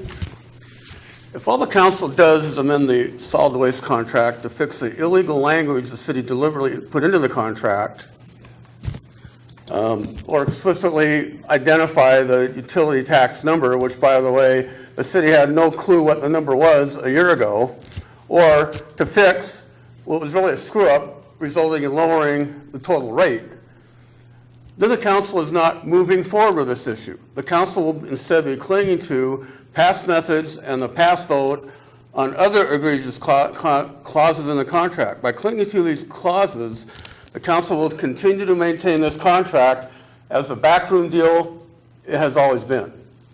Why is this a backroom deal? For example, there was a page originally presented by staff last year listing contract provisions that were changed just before the final contract was voted in. This action violated rules giving the public due process. It cannot be claimed that the final contract had been discussed for months. The city originally labeled a $1 million payment by Mason County Garbage as a deal sweetener. No, it was a loan funded by an increase in utility tax that was deliberately and illegally hidden from the public. A backroom deal all the way. The contract was voted in, ignoring comments by the public. The public was not allowed to interactively scrutinize staff, thus it cannot be claimed that there was true public input. The fact that we were given extra time today as a concession does not constitute true public input. We asked that our presentation be put on the screen during this time. We were denied another pretense. If we allow you to do it, we'll have to allow everyone to do it. Why not let everyone who has taken the trouble to prepare a document present it on the screen? If too many people take advantage of this, fine, you can adjust. We believe the real motivation was to keep our documented points of view from being put on the screen, thus the video. We asked for staff time several months ago to explain why this was a bad contract, but were ignored. This we have documented. We recently asked for a solid waste forum or workshop with all stakeholders allowed to scrutinize each other's point of view. This was also denied. We reached out to iFiber, asking that Tom and I be allowed to discuss the topic on the Daybreak program. iFiber said that was fine, as long as city staff was willing to appear with us. City staff declined to appear with us. If the city is doing the right thing, the city should be happy to defend its point of view under direct public scrutiny. I've heard the argument that this is a decision by a prior elected body, therefore should stand. This is more spin and damage control. When Commissioner McDowell was elected 2 years ago, decisions were changed that had been decided by the prior elected body, for good or bad. Examples are the brownfield issue, the lowering of permit fees, and so on. It was argued to me by a council member that it is not fair to ask Mason County Garbage why they needed some of the unreasonable provisions in the contract that will be exploiting the ratepayers. Fair? The first, second, and third priority of the council should be what is fair to the people that elected you and trusted you. Is it fair or reasonable to your citizens to have to suffer through minimum increases in rates for the first 10 years of the contract? If the average rate will be at a minimum 14.8% higher than the current rates over those 10 years. This is classic bait and switch. Because there was no formal bid process, we have no clue what other companies would have charged in Shelton. Is it fair to your citizens to suffer through no cap after 10 years on an inappropriate inflation indicator? Is it fair or reasonable to make your citizens suffer through a 20-year contract? It is not reasonable to couple an uncapped CPI adjustment with a 20-year contract. I haven't seen this anywhere. Best practice indicates there be a rebid process every few years to avoid a monopoly. Is it fair to saddle your citizens with a $1 million loan, which is falsely labeled a deal sweetener? I've constantly argued for years that we are not a community of Hicks, but I'm guessing deep in the bowels of Waste Connections corporate offices, they're saying, Shelton, another tick town, we played like a fiddle. All we had to do was write a big check. City staff has said that the solid waste function should be, quote, run like a business. This is not a business, this is a monopoly. With the exception of the 41.9% utility tax, the other provisions in the contract I've just mentioned do not impact the current financial condition of the city. You may find that you cannot lower the 41.9% utility tax due to current city finances, which are FUBAR. However, long-term planning should not count on that level of utility tax. But here's a suggestion. I'm almost done. For now, during the city's current financial condition, temporarily raise the solid waste utility tax to 90%. Raise the record to a level that can't be broken. The city is the punchline to an old joke. Randy? One more sentence. Okay. We already know what kind of a woman you are. We're just negotiating the price. Thank you. Thank you, Randy. And by the way,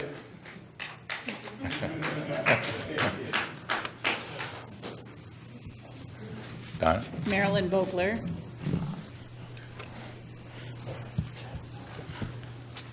Council, good evening.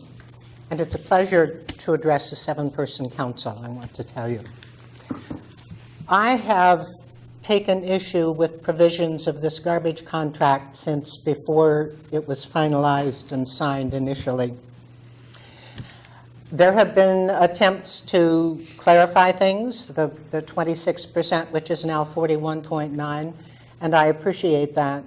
But I think there are still issues that will bring us back to this point in the future.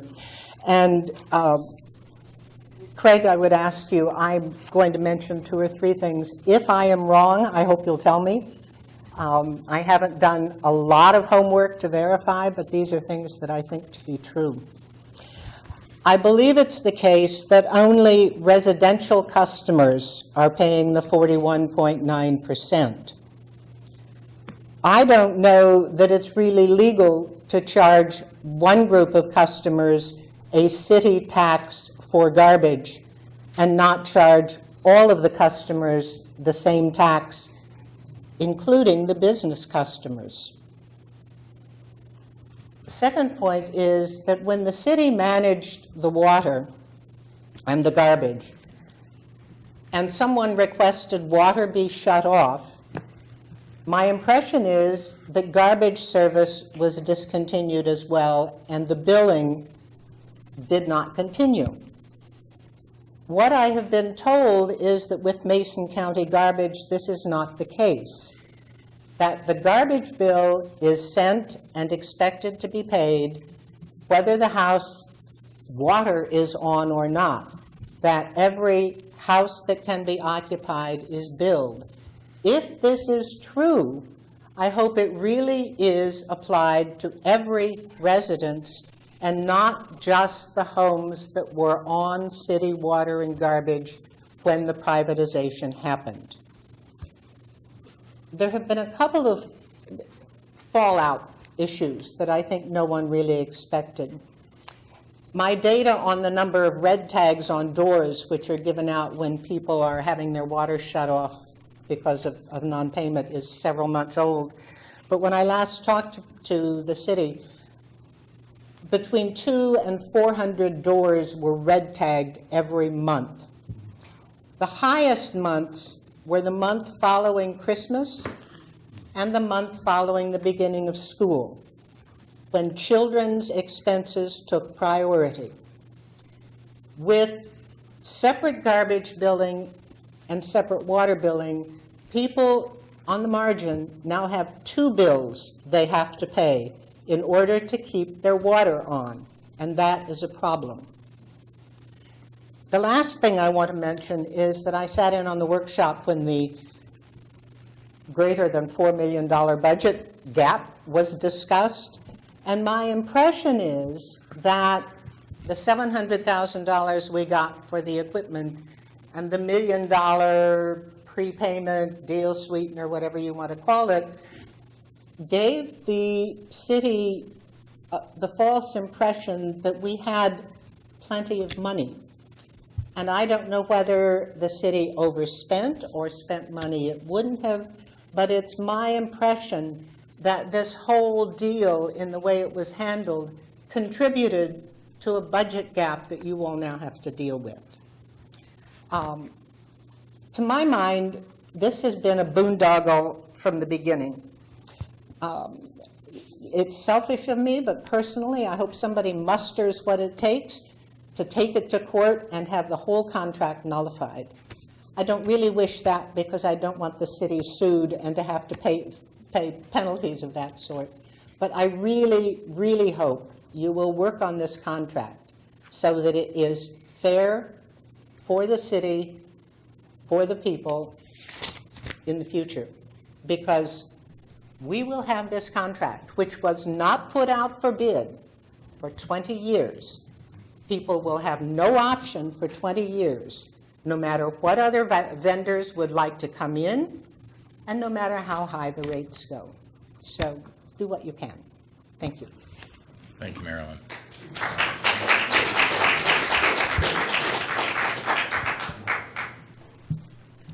Shelley Dunnington. Hi, many of you guys know this has been an issue for me. I've been talking to several of you. I first want to just thank you for moving it from an action item to a business item so that more conversation can be had. But for me, I called probably 10 cities, and they actually thought it was a joke that I said my city utility tax was 41.9%. They said, "Are you sure? Do you know what you're talking about?" I've actually even faxed my bill to 2 of them because they were going to help me make sure that I wasn't looking at my bill wrong. So, you know, that in itself, that's an issue. I hear you guys talking about going to a conference next week, and I hope that you take that opportunity and network and talk to other people about our city utility tax. Because my big issue now is you're mandating me to take this garbage. You know what, if I didn't have to take your garbage, my mom's lives out in Oak Park. Her tax is 3.7%, 77 cents. My tax is almost as much as my garbage can bill. Just the cost, the base cost of my garbage. So, you know, that's a big difference. If you didn't mandate me and I just went with the county base rate and their taxes and stuff, I'd save $6 a month. If you didn't mandate me, I could use the garbage dump and I'd save $15 a month, which is almost my city utility tax of 41.9%. So I'm asking also for you guys to relook at that contract. You know, you guys say you're there for the residents. This is not showing me that you guys are there for the residents. It is ridiculous. I realize that you guys are all residents too and you're paying it also. You know, we have children coming up. I mean, it is just an outrageous rate, contract. I mean, there's nothing, you know, if you guys want to have it, then don't mandate us to have it. You guys own it, but then don't mandate the residents to have to be part of it. Let us, you know, let us have our free will and choose where we want to take our garbage. So, thank you. Thanks, Shelley. Thank you. No more comments. Okay, thank you, Donna. So, before we open it up for council discussion, Craig, would you like to add anything? We do have just a few things for you, Mayor and council members. I think Chuck is going to load up just a couple of things for us. And if I can talk Donna into scrolling through those since she has the clicker in front of her. But I do want to just point out, this has been a very long discussion. This was not something that was done in a backdoor deal. This was not something that was not discussed multiple times. And actually, looking back over the history of this garbage discussion, this dates back a decade. I've found conversations of proposed contracts with Mason County Garbage that date back well over a decade. Clear back into, I believe, 2003, that those were actually discussed with Mason County Garbage and not moved forward on. And then most recently, as the Public Works Superintendent, I was asked to take a look at the functions of solid waste back in 2015. We did talk about some other options that at this point I am certainly glad that we did not get into those recycling aspects of solid waste. It would have been catastrophic, I feel, for the city. We couldn't have foreseen the way the recycling market would have tanked and the market that is overseas, the Asian market that takes most of the recycling, and how it has declined rapidly. And there have been multiple issues with recycling and moving that product out of the United States. So I am certainly glad that we didn't get into that, but that was presented clear back in 2015 and was discussed at a commission meeting at that time, and no action was taken on that. We did reassess that later on and discuss multiple options of where we really should go with that. And when we started off with this contract, we were looking for options. We were looking for the best possible option for the city, and actually contacted Mason County Garbage to come in to discuss the commercial aspects and the roll-off box commercial and residential cleanup. At that point, we did move into discussions. They asked if they could make an offer. We certainly entertained that, and then continued to do further research and actually reached out to multiple vendors. RDC Republic that are in Tacoma. They are not down in this area. They did indicate to us that they would not be down most likely into the Olympia area in at least for somewhere upwards of 5 to 10 years. So that was a driving force for us. They said that they could not dispatch trucks out of Tacoma to come down to this area they would have to move into the Olympia area before they actually could service Shelton. We also reached out to Waste Management, which is closest is in Bremerton. They had indicated to us when we asked them if they would be interested in bidding on this contract also. They indicated that there was no way that they would be able to dispatch trucks out of Bremerton and make a profit also. So we reached out to the private sector. The former owner of Mason County Garbage, I actually met with that gentleman for about 4 hours before we signed this contract, and Mike Johnson had indicated to me, I showed him the contract and said, could you compete with this contract? If you were to get back into the solid waste services, he still owns a location that Mason County Garbage sits on. He was a very savvy businessman and kept the property to lease to Mason County Garbage, so it would have been fairly easy for him to get back into the service. When I showed him the contract, he had indicated that he couldn't compete with that contract. And after meeting with him, I was fairly certain that we were not going to find another vendor that could compete with this contract. So with looking at all aspects of this and really the competition of this as the city, we felt at that time that not having a competitor, if we were to open this up to bid, figuring Waste Connections would know that there was not another competitor that would bid on that service. That would be very detrimental to this contract and what we were actually able to negotiate, not having any leverage at that point if it did just come out to a bid. So we did try to address every aspect of that. We reached out to multiple vendors, including the smaller vendors, so just wanted to clarify that portion of it.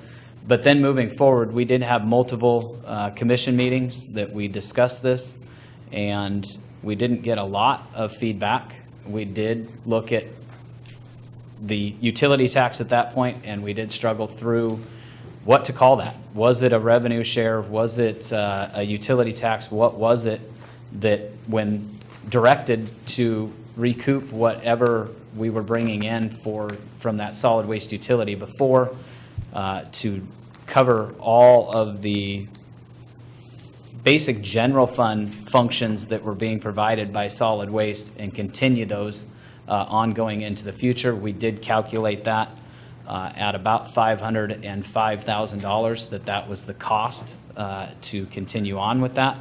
So ultimately, after multiple conversations with attorneys, not just our own attorneys, not Kristen at the time, it was a contract attorney, Kathleen, that we had on staff at that point, and also leaned on Kenyon Dyson at that point. Almost forgot that name. But leaned on them significantly, and their recommendation, they had multiple looks at this contract and direction for staff to move forward on. So certainly had multiple attorneys look at this, whether it was signed by one attorney or not. I don't know that is really relevant to the conversation, but did get direction by multiple attorneys on the aspects of the contract. So that was a fairly lengthy process to go through and to actually get to the July 1st date that we actually turned over services to Mason County Garbage. So just wanted to put that timeline back up there and really expand on what has happened in the past and really looking at this. So it has been an extensive look for more than a decade at what to do with solid waste services within the city. So this next one, just wanted to point out the difference between what we've got now and what we had back when the city of Shelton was operating the utility. So if you look at this overall base rate and the utility taxes, when the city of Shelton had this service, the total bill added up to be $20.29 with the base rate plus the 5% utility tax of $1.01, and then a 3.6% refuge tax that does go to the state of 73 cents for a total bill of $22.03. Under the new contract with Waste Connections, the residential rate is actually slightly less now that we have clarified the utility tax.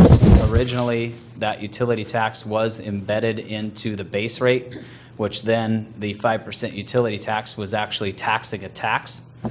We recognize that, and that was the amendment that we, or not the amendment, but the rate adjustment that we did do back in November that clarified what those rates were actually going to be. And what we are proposing now is just the amendment to fix the contract to reflect what that would have been if it wasn't embedded and taxed twice. So that is where the slightly lower rate of $21.84 has come from. And just again to reiterate, the amendments in this contract are being brought forward just for the understanding and more transparency for this contract, that it is understood. With the public-private partnership contract agreement, the company agreed to lower their operation rates so that the city could keep that rate the same, even with the additional utility tax portion that was tacked on to that base rate for the 41.9%. And then looking at overall rates, we took a look at what we had. I can't predict the future. I'm not going to try to tell you that I can, but I certainly can take a look back at what has happened in the past. And I think all of us can agree that what has happened in the past is a fairly decent indicator on what might happen in the future.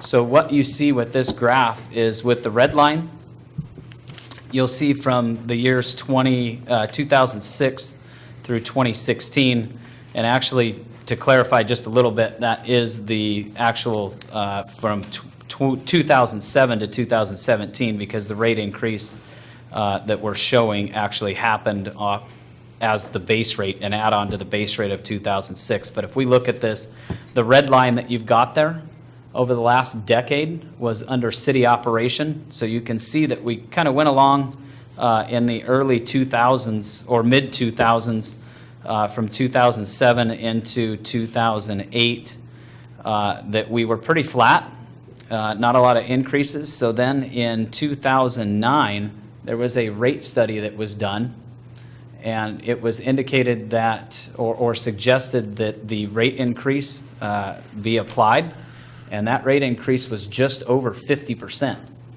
in that year. So we jumped from $10 all the way up to $15.23 at that time. That was to cover costs and ongoing maintenance of trucks, replacement of vehicles, and ongoing increasing costs. We hadn't done that in quite some time. The Mason County transfer station costs had gone up that we hadn't passed on through rate increases to the customer. And at that point, it was suggested that we move to that higher rate. And then after that rate increase, there were a couple of additional 4% rate increases that you'll see in the next couple of years that got us up to the $16.47. And then it flattened off again quite a bit. And what we hadn't done as a city is implemented smaller rate increases over a period of time. We really waited until there was an issue with the overall utility, and then we reacted to that and had major rate increases. So you'll see that's what we did again throughout the early teens and went from a 1670 or 1647 rate, and then increased in 2015 into early 2016 over a 9-month period. We actually had 3 different rate increases that were 7.2%. So cumulative, we were up upwards of about 23% when you really looked at what that did to rates over that 9-month period. So that jumped us all the way up to 2029 for a base rate before the utility tax. And then I just wanted to go back through and look at what would this have looked like 10 years ago if we would have entered into a contract a decade ago. So you'll look at that black line, and that black line is the actual CPI over the last decade. So if we would have signed a contract that would have been, what I think best case scenario is if we would have just gone with the CPI and could have negotiated that, we would have been at 1241 for a rate. So looking at that, 39% lower than what it was under the city operation. So significantly lower. And then you look at that blue rate, we did it as if the contract were worded the way it is now and had the floor of 2.5%, the max of 4%, and ran out that concept to see where we would have ended up, and we would have ended up at 1346, 34% lower than city operations. And then we took a look at it and said, well, yeah, we did have a slight economic downturn. Maybe the CPI, if we get into a situation where we do have to have that maximum 4% ceiling, CPI goes through the roof, and we've got very high consumer index prices, that the 4% max was applied to every year, and we ended up at $14.89, so just slightly lower than $15, still 27% lower than city functions through that time period. So I think looking at that, it is a pretty good indicator of what we might see over the next decade. I can't predict that. But I certainly think looking back over that time period and reflecting, we don't see one of these lines that are a fairly straight projection, not like the ones that we have implemented in the past where we had major rate increases for our customers. It's a pretty flat line through that. And I think that should carry forward into the future. We certainly looked at that, and all indicators are showing that, at least at this point, like I said, not being able to predict the future, I certainly think that we can look back to the past and see what might happen in the future. But that is really what we're looking at, is trying to narrow that gap between the floor and the ceiling, and keep the rates fairly steady for our customers. And I think that is reflected within this graph, is what's going to happen over the next decade is it is going to be a fairly flat increase moving forward. So just wanted to make sure that we were trying to be as clear and concise with this as possible. There is multiple pieces of this contract that need to be amended. We have listed all of those within the new amendment document that we did hand out today and left at the front table. One of the other issues that we have tried to address is the tipping fee pass-through concept. There was a little confusion on what that actually looked like. So you'll see if you flip to the back of the second page, you'll see a clarification of the calculation that we used with Mason County Garbage to calculate the 2018 increase. It is a little confusing. If you take a look at it, it took me a while to wrap my head around it also when we were working through this, but trying to explain it. It is a portion. So if you look at the tipping fee, it is really a portion of the total cost to Mason County Garbage to do business. So they have identified that, and actually have identified that through the UTC, which governs solid waste services. And they have identified the total pounds per can. So when looking at that, they actually looked at a 35-gallon can. They do it for all size cans, but I'm just using for an example a 35-gallon can. They have done studies to predict what would be in that can, and ultimately ended up being 37 pounds of garbage per pickup for a 35-gallon can. So using that formula, working through this, they did not want to adjust the rate on the full amount of the overall base rate, because when you had an increase, it would have increased it over what the actual pass-through was. So showing that formula, I know it's difficult to understand. Mason County Garbage has committed to giving us monthly updates on what they are actually taking to the landfill. And they have designated routes that only the 2 trucks that the city of Shelton used to own are out on those routes, so they have clearly defined what they're actually taking out to the landfill. They have committed to providing those on a monthly basis and then giving an actual full report of total tons and the rate increase at the Mason County Transfer Station on an annual basis before we actually make that rate increase at the end of each year. So hopefully that does provide some clarification, and at this point, I would love to try to answer any of the questions that you might have. I did note some of the questions that were asked of some of the customers and citizens and some county citizens that aren't customers. So I would love to try to address those if you would like me to. If you have answers to some of those questions, that would be great.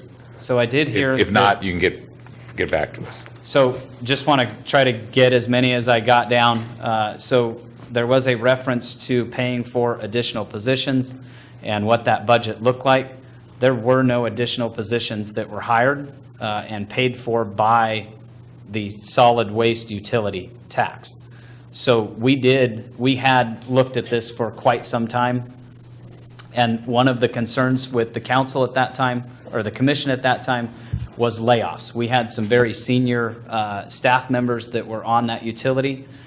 We did look at this for, like I said, for quite some time, and actually looked at what that plan would look like for those employees. So we did leave some positions open through 2015 and 2016, put us in a situation where we had a lower service level in some of the other departments, just because we wanted to leave those open, thinking that if we did have this move to privatization, that we wanted someplace for those employees to go. So there were places for the employees to go. We did not hire any additional employees. One employee retired just shortly after the Mason County Garbage took over solid waste services.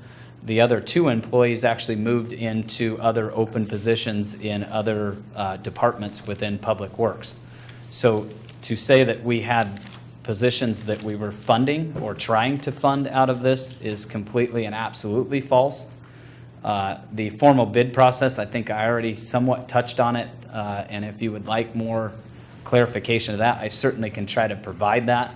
But that was the thinking of staff, and I think commission at that time, was we would really lose our leverage at that point if we tried to go out for a formal bid, knowing that Mason County Garbage would be the only formal bidder that would be interested. One of them that I forgot to mention was we did have an investor out of California that Hall Equities actually approached us with. That was going to be a hauler also, that ended up looking at the contract, ultimately backing out. We did have a meeting set with them about a month before we actually signed this contract to meet to talk about what their involvement could be, if any, and we didn't get a response back from them either after seeing this. So one that I forgot that we had actually contacted that actually reached out to us to talk about getting into the business in Shelton, and ultimately ended up backing out of that after taking a look at this contract and what it looked like at that point early on in the conversation. So I think I addressed that, and if you have any more questions on that, I certainly would be happy to answer those. I have a couple, Mayor, doesn't mind. Yeah, go ahead. How much does the truck cost, the new truck? We were running just about $250,000 for a new truck back when we had, I think the last one we purchased was in 2015. How long do those last? About 7 or 8 years, typically. We had some that were still out on the routes that were very old, that were in the early teens. Actually had surplused a few of them that were upwards of 20 years old back in the early 2000s that we surplus those. But yeah, we were looking at about $250,000 to buy new trucks. We had 2 newer ones, and then on our fleet, we actually had 2 others that Mason County Garbage wouldn't even look at and did not want. They were so old and past their useful life. So the ratepayers pay for those trucks. And all of the other equipment, cans, pickups that we do service changes with. So one of the other assets that we did have was an older liftgate truck that we did service deliveries with that most recently has been surplused. It was an aging vehicle also that was needed to be replaced. So yeah, we did have quite a bit of equipment that was aging and needing to be replaced by that utility. I'm going to stop here. We're past or coming up on 2 hours, so we need a motion to extend the meeting. Move to extend the meeting for an additional 45 minutes. We can start there. I will second that. Okay. We have a motion to extend the meeting for another 45 minutes. All those in favor? Aye. Opposed? Okay, so we're extended for another 45 minutes. Thank you, So Deidre. to finish up that one question, we were probably looking at $500,000+ in replacement equipment over the next couple of years. And that, to answer your question, Councilmember Anisco, yes, that is something and that utility would have had to pay for, and that was certainly not something that was figured into any sort of rate increase. So where those funds would have come from to replace equipment and vehicles, most likely would have come in rate increases because the end fund balance wouldn't have supported the amount of purchases that we certainly were looking at. Thank you. Do we know how much it is for the same size can to be picked up in the county versus the city? Actually, we are going to bring a rate comparison back to you on July 10th. So if I can ask you to wait for that, we've done a comparison to other comparable cities also and want to bring back not only the county but those other comparable cities to show you what this actually looks like in an overall comparison of what we've got for garbage service. And I think most people would be surprised at where we're at this point compared to other cities and the county.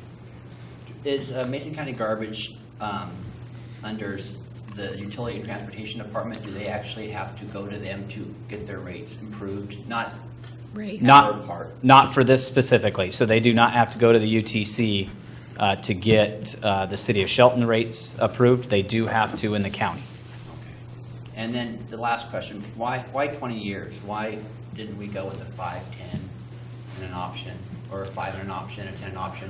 Maybe there'd be more companies in the area that could bid down the road or close. So that was one of the issues, is knowing that the only competitor that was likely going to move into the area, with Waste Connections being the provider in the Olympia, Lacey, Tumwater area. With talking to Steve Gilmore from RDC Republic, which I had multiple conversations with. Actually, some of the commissioners visited their site, their recycling site up in Seattle. So we did have extensive conversations with them. They were the only ones that indicated that at some point in the future, they may be able to service this area.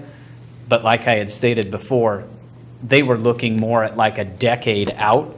And at that point, if we got a decade out and there wasn't a competitor, they couldn't have broken into that Olympia market.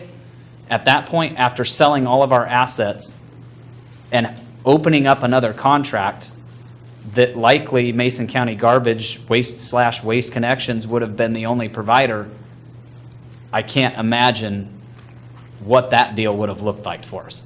I think for our rate payers, I think that would have been catastrophic for them or for the City of Shelton, because at that point it may have been a position that we would have had to get back into the service. So waiting out a couple of decades to make sure that we do get somebody in the area. Hopefully we get some growth between, well, not only in the city of Shelton, but that starts to wrap around towards Shelton, and there is another provider I certainly think would help our ratepayers and our overall solid waste department moving forward into the future.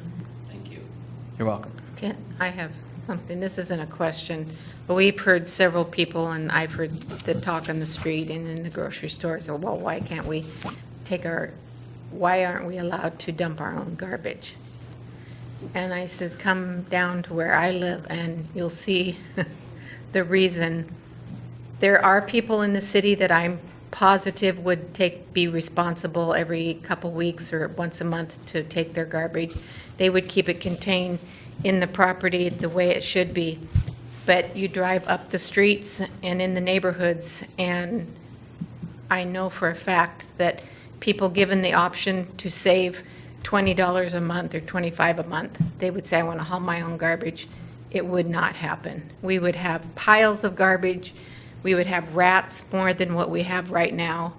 And I just think that would have been a disaster to allow people to make that decision whether they want to haul their own garbage or not. We do struggle with code enforcement already. I certainly think that that would have added to the problem that we already have. And you may have had to hire another code enforcement officer to take care of that problem. It would have been a financial issue with our budget, so. It's possible. Yeah. And Craig, that general requirement is pretty standard with incorporated cities, is it? That is correct. That is very standard. Could I introduce a point? Sure. Mayor? One thing that everybody talks about, it's in there, but I think it needs to be clarified, is that the garbage rate to your average ratepayer didn't go up when we did this. It's actually gone down slightly now. Okay, so the key is, ladies and gentlemen, no matter if something's called a finder's fee or a franchise fee or a tax, the rate did not go down.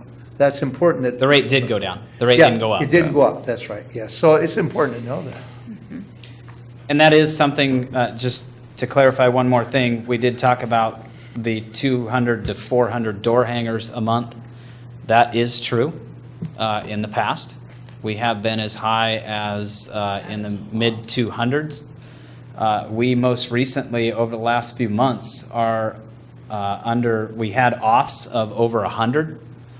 So red tags that your water was going off, they were well over the 100 mark on some months, average somewhere in the 70 to 80 most recently. And over the since the beginning of the year, we are all the way down to as few as 30. So we have cut that drastically, and we don't have as many offs as we used to have. And you have to look at it too, Craig, that some of us forget to pay our water bill. Yes. And so those aren't all for people that can't do it. Some of those are for people who forget to do it. And some that just don't want to do it. So Right. when we instituted the $100 off fee, that number dropped by more than half. So I'm not sure that it was a matter of not being able to pay or just not wanting to pay. But we were using city staff to go out and turn those water services off for a very, very small fee, which I think was abused, frankly. And after putting that into the fee schedule, like I said, those have dropped from the somewhere about 80 a month average. And like I said, we're down into the upper 20s, into the 30s for actual offs now. So this agreement is not breaking people at this point. At least we're not seeing it. We've seen our numbers drastically decline as far as offs and door hangers go. And go ahead, Joe. Roughly how many, I think I may have asked this before, but how many customers are in jeopardy of being in that scenario as a result of their trash bill being behind currently? And if this were to officially transition, So roughly out of our, I think it's approximately 335 or 3,300 customers, we're somewhere, I think 90 day or 30 days past due. I think we were somewhere in about the 10% range. So I think it was somewhere around 300, and that was just 30 days past due. So somebody either didn't have the money to pay their bill or just clearly forgot to pay it. When you got out to the 90 days past due amount, it was down under the 100 mark. So, less than, down about 3% or so as far as overall customers that were 90 days past due. And I think that would be a reflection of those folks that just can't afford to pay their bill. And we certainly have, we worked with customers also. They certainly can come in if they can't pay their bill, and we work out payment arrangements with them. All they have to do is come in, and they certainly can do that if they are truly struggling to actually pay their bills. So that is something that we do offer. We do offer a senior discount also.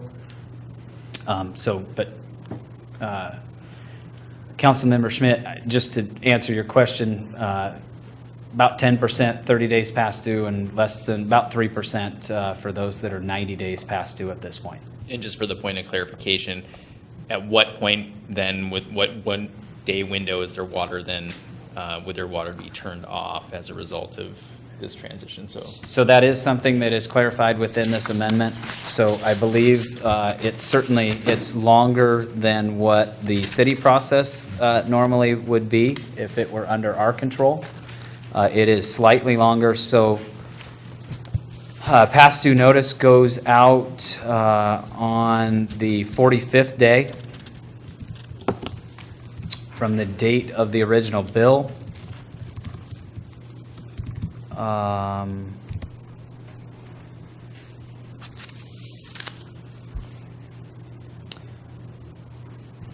So data notice, account number, address, past due, 45 days.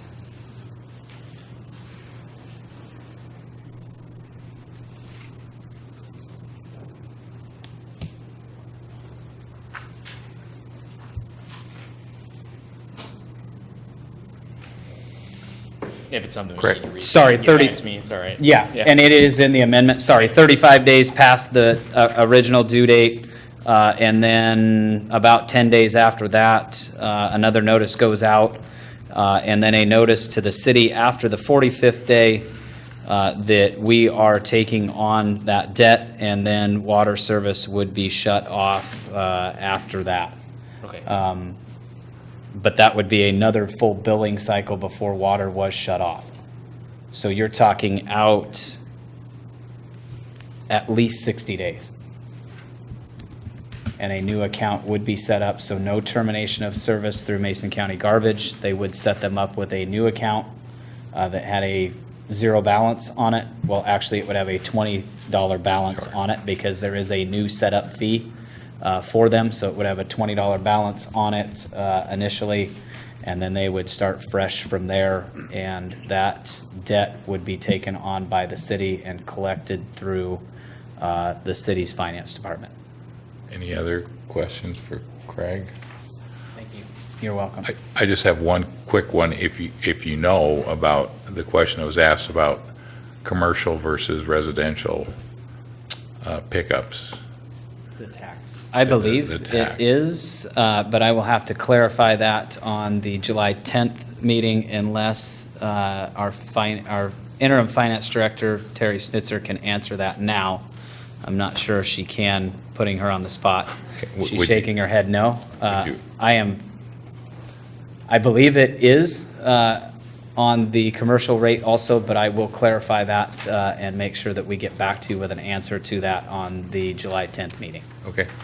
Thank you, Craig. And then one more point of clarity on the budget shortfall and the use of the $710,000. That was a question that was brought up, that did we expend funds that we thought we had that then ultimately we didn't have?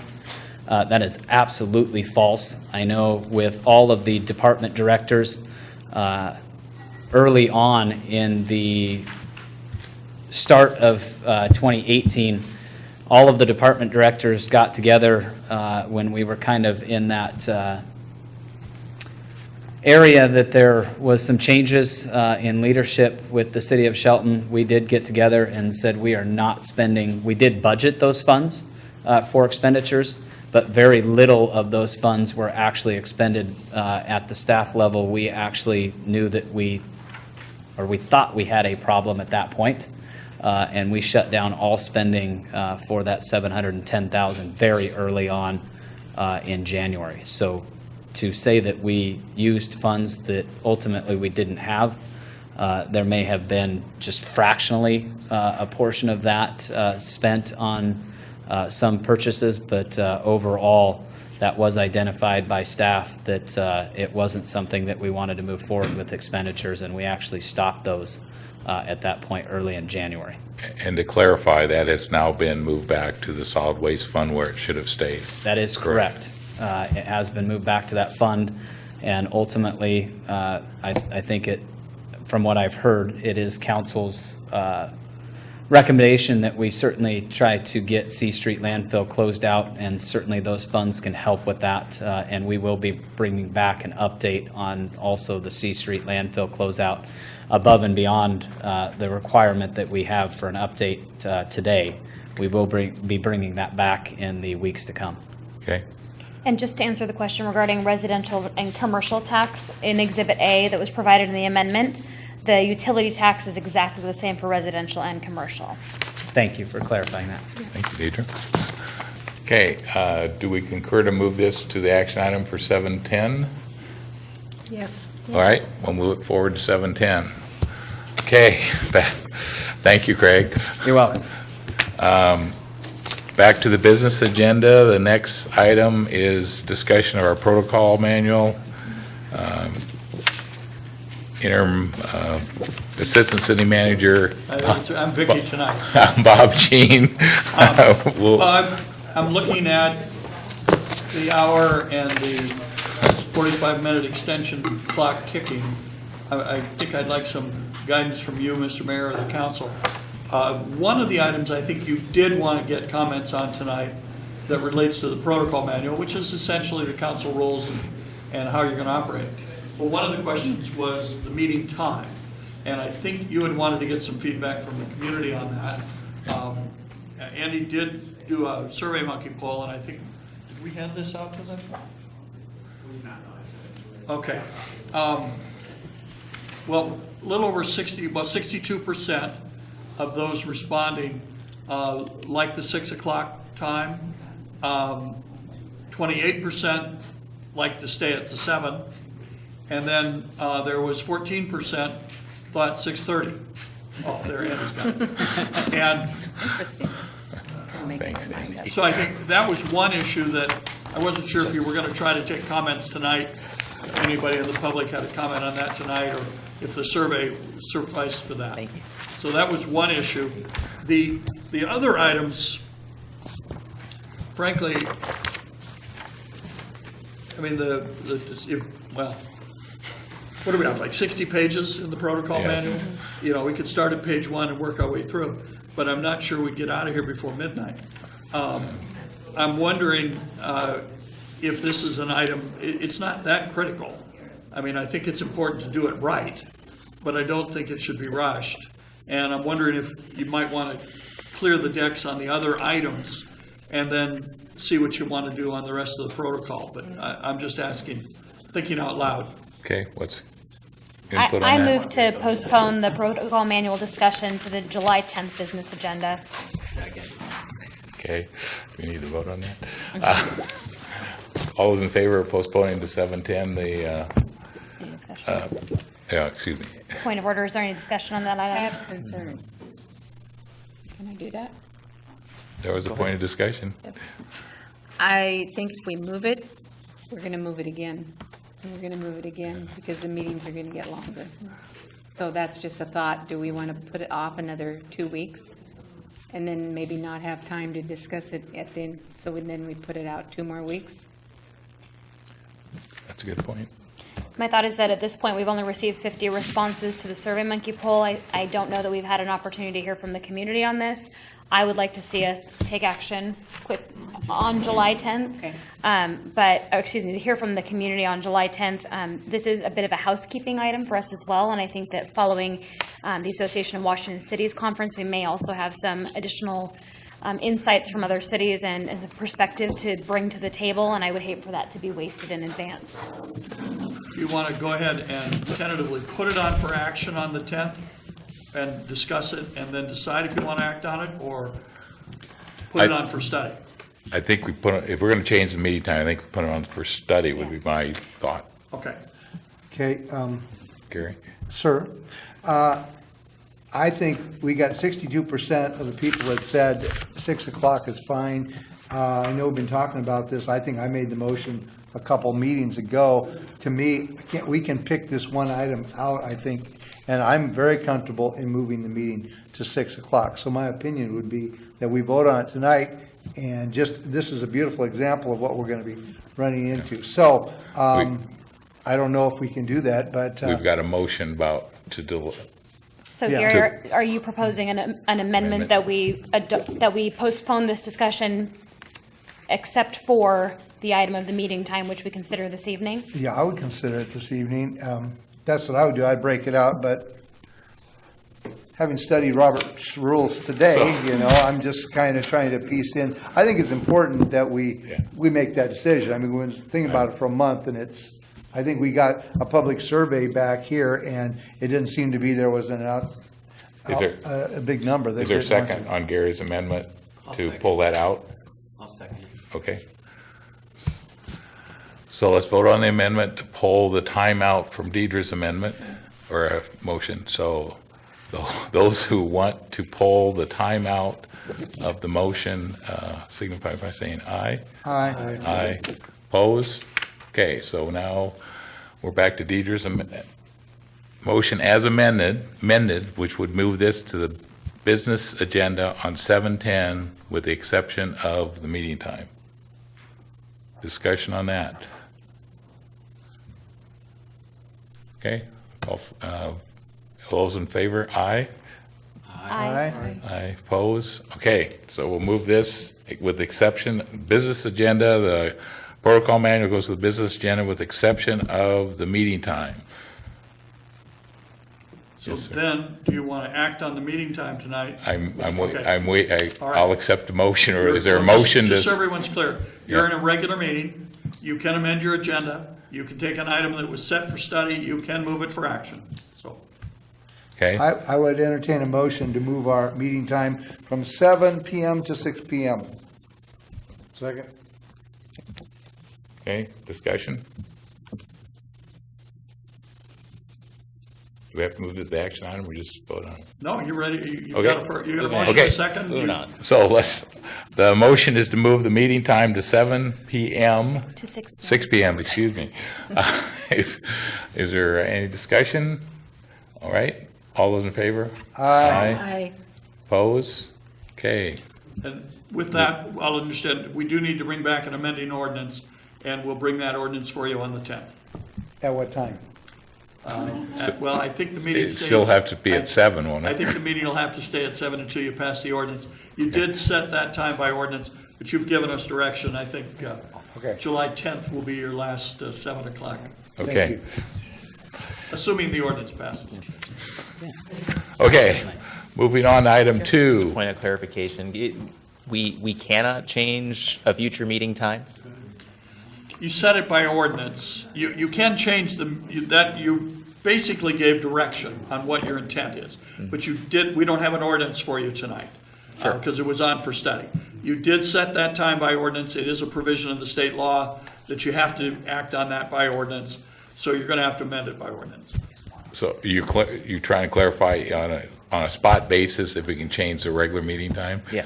Apparently not without changing the ordinance, is that correct? You're going to have to do an ordinance. Yeah. So I just want, point of clarity, we did do some research on this. It is within your briefing, so if you wanted to reference your briefing, it may give you the guidelines to what you need to follow for meeting times. We did do quite extensive research on this, so if you want to look back to that briefing, you certainly can. We said do a cut and paste ordinance now? I'm just saying what we found within But that. that's essentially what I just said, though, isn't it? Was that right? I mean, or did I misread it? Don't they have to do that by ordinance? There's a three-touch rule.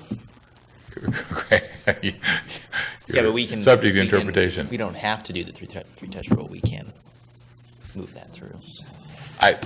I personally think if we're going to change the meeting time, I would like to give one meeting for people to adjust. All right. It'll be out there, and now's the time to voice your opinion or Fair enough. or live The with it. maker of the motion agrees with the mayor. There you go. So we So could, it'll be on the action, the ordinance will be on the Yeah, action action agenda item. on the 10th. correct. All right, we good with that, Joe? Fantastic. Now what happens to the motion that Gary made a couple weeks ago? Is it gone? Bye-bye. He withdrew That his was motion at that Oh, you time. withdrew it. I think so, for lack of support. We've had too much training today. Okay, so now we're on, excuse me. Number 2. We're on to item 2, Public Works Director Craig Gregory is here to present a resolution having to do with city water utility property status. Surplus, excuse me. So. Did that. Didn't we do that? No, this We- is a no, resolution. we actually This is a discussed it in the resolution. public meeting. Now we have to have a reading of the resolution to deem the property surplus. After that time, we will actually pass an ordinance after the second resolution to surplus that property. So then, at that point, we can certainly move forward with any agreements or other projects that could go on that surplus property. So today, we're just asking for a first reading of the resolution, unless you feel like you want to move forward with it. Okay. Any comments, questions? Okay. Mr. Mayor, if I could, Kristen, their question did come up, and the resolution that's before you for, where are we at, second reading on this? First reading of the resolution? The first reading of the resolution. Okay. We do want to amend that, though, in the whereas section and down in the Part 1 section, where it says that the city intends to have a subdivision completed in order to sell, not subdivision like land subdivision, but to break the parcels up, subtype division, to sell, and the language you want to add is or otherwise, what did you say there, Kristen? Or otherwise? Dispose or. Oh, and otherwise encumber or dispose. We don't know we're going to sell it, we don't know if we're going to lease it, but we need some flexibility in the resolution. So with that amendment, we would offer the resolution, Mr. Mayor. Okay. So I ask for reading of the amended resolution 1132-0618. Resolution number 1132-0618, a resolution of the City of Shelton, Washington, declaring certain real estate under city ownership surplus to the needs of the city. Okay, staff requests that council concur to move this item to the action agenda for July 10th, 2018. Yes. Is there concurrence on that? Okay. Moving it forward. Okay.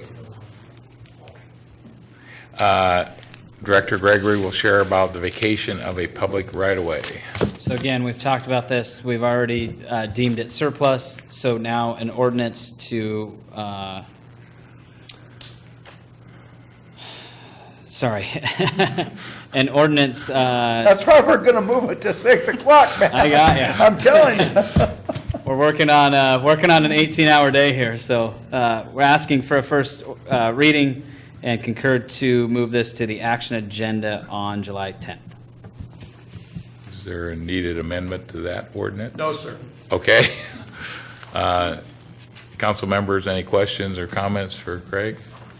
All right, ask for the first reading of ordinance 1923-0618. Ordinance number 1923-0618, an ordinance of the City of Shelton, Washington, vacating the north 20 feet of Railroad Avenue. Staff request, thank you, Donna. Staff requests that council concur to move this item forward to the July 10th, 2018 action agenda. Do we concur? Yes. Yes. All right, we concur. Okay, YMCA we've covered, action agenda. So we're done with the business agenda, we're on to the action agenda. No, I think item 4 We've got one on more, the ordinance Mayor. on the code amendment, Mr. Number Mayor. 4. Code amendment. Oh, Ordinance number sorry, I skipped it. 1924. Thank you very much. Yes, sir. Director Gregory has information about a code amendment. So just a house cleaning amendment. We passed the fee schedule with a portion in there that adopted a $100 fee for the water off or disconnect fee. Within the code, it identifies that some conflicting language within that needs to be updated to reflect what we actually passed within the fee schedule. So we are asking to move this to the action agenda for July 10th. I certainly can answer any questions if you have them as far as why that fee was implemented and moved forward. Questions or comments for Craig? No. Okay, staff recommends the council consent to place, staff requests council concur to move this item forward to the action agenda for July 10th, 2018. Do we concur? Yes. All right. Mr. Mayor, I believe we do need a first reading of the ordinance, though, also. Thank you, Craig. You're welcome. Ordinance number 1924-0618. An ordinance of the City of Shelton, Washington relating to water service activation and deactivation and amending ordinance 1611-0104 and section 15.16.020 of the Shelton Municipal Code. Thank you, Donna. So we concur to move that to the action agenda on July 10th, 2018? Yes. Thank you. Okay, now we're on to the action agenda. Director Gregory is going to update us on the C Street landfill. So, Mr. Mayor and council members, this is not something that needs to be voted on. It is something that we placed under the action agenda because we do have to legally, through the court order for the, or the agreed order that we are under through the courts, that we do give an update every 6 months and do take public comment on that. And I just want to update you, there's not a large update with this.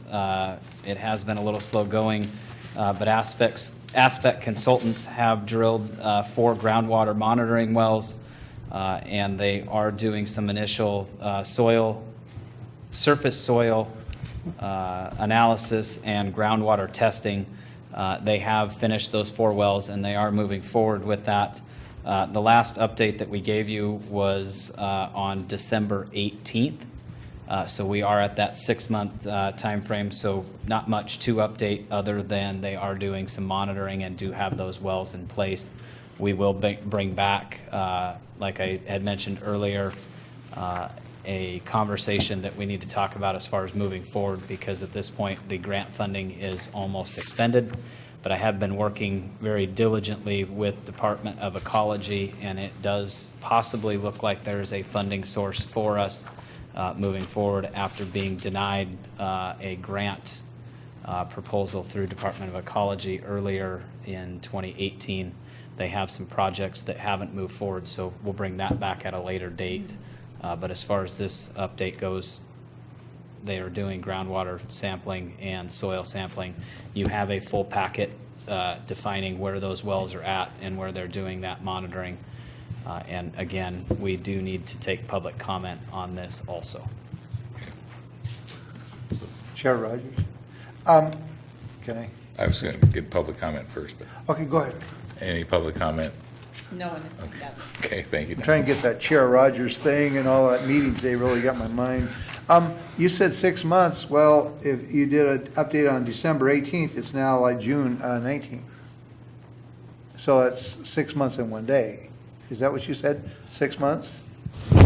Good, Mr. Mayor, you are correct. Or council member, Yeah. former mayor. Yeah, former mayor. So what are we doing about that? We're 1 day over. I think February is a short month. Oh, okay, well, thanks for the clarification. For the good of the order, thanks for the clarification. Glad to help. Well, I don't know, do we need to call somebody? Absolutely not. We are well within, I think they the order is to meet that as soon as we can, with the meeting times being a day later. I think we're okay, Ms. All right. Okay. Good. Thank you, Gary, for catching that. Thank Any you. other questions or comments? All right, thank you, Greg. You're welcome. Next item is funding level design contracts for roundabouts and access Shelton Phase 1. Again, Director Gregory is going to talk about funding level design contracts, excuse me. This was brought to the former commission, and we had asked to move forward with 10% designs for some projects in anticipation for the grant funding cycle, and that's what we are asking to do. We have done RFQs, we have sent those out and gotten those back and made a decision on who we would like to go with for that design. And I'm glad I didn't do it now. We were going to bring back a much more extensive look at the way we do projects and what is on our traffic improvement plan. We delayed that until July 10th, but that will be a very comprehensive look.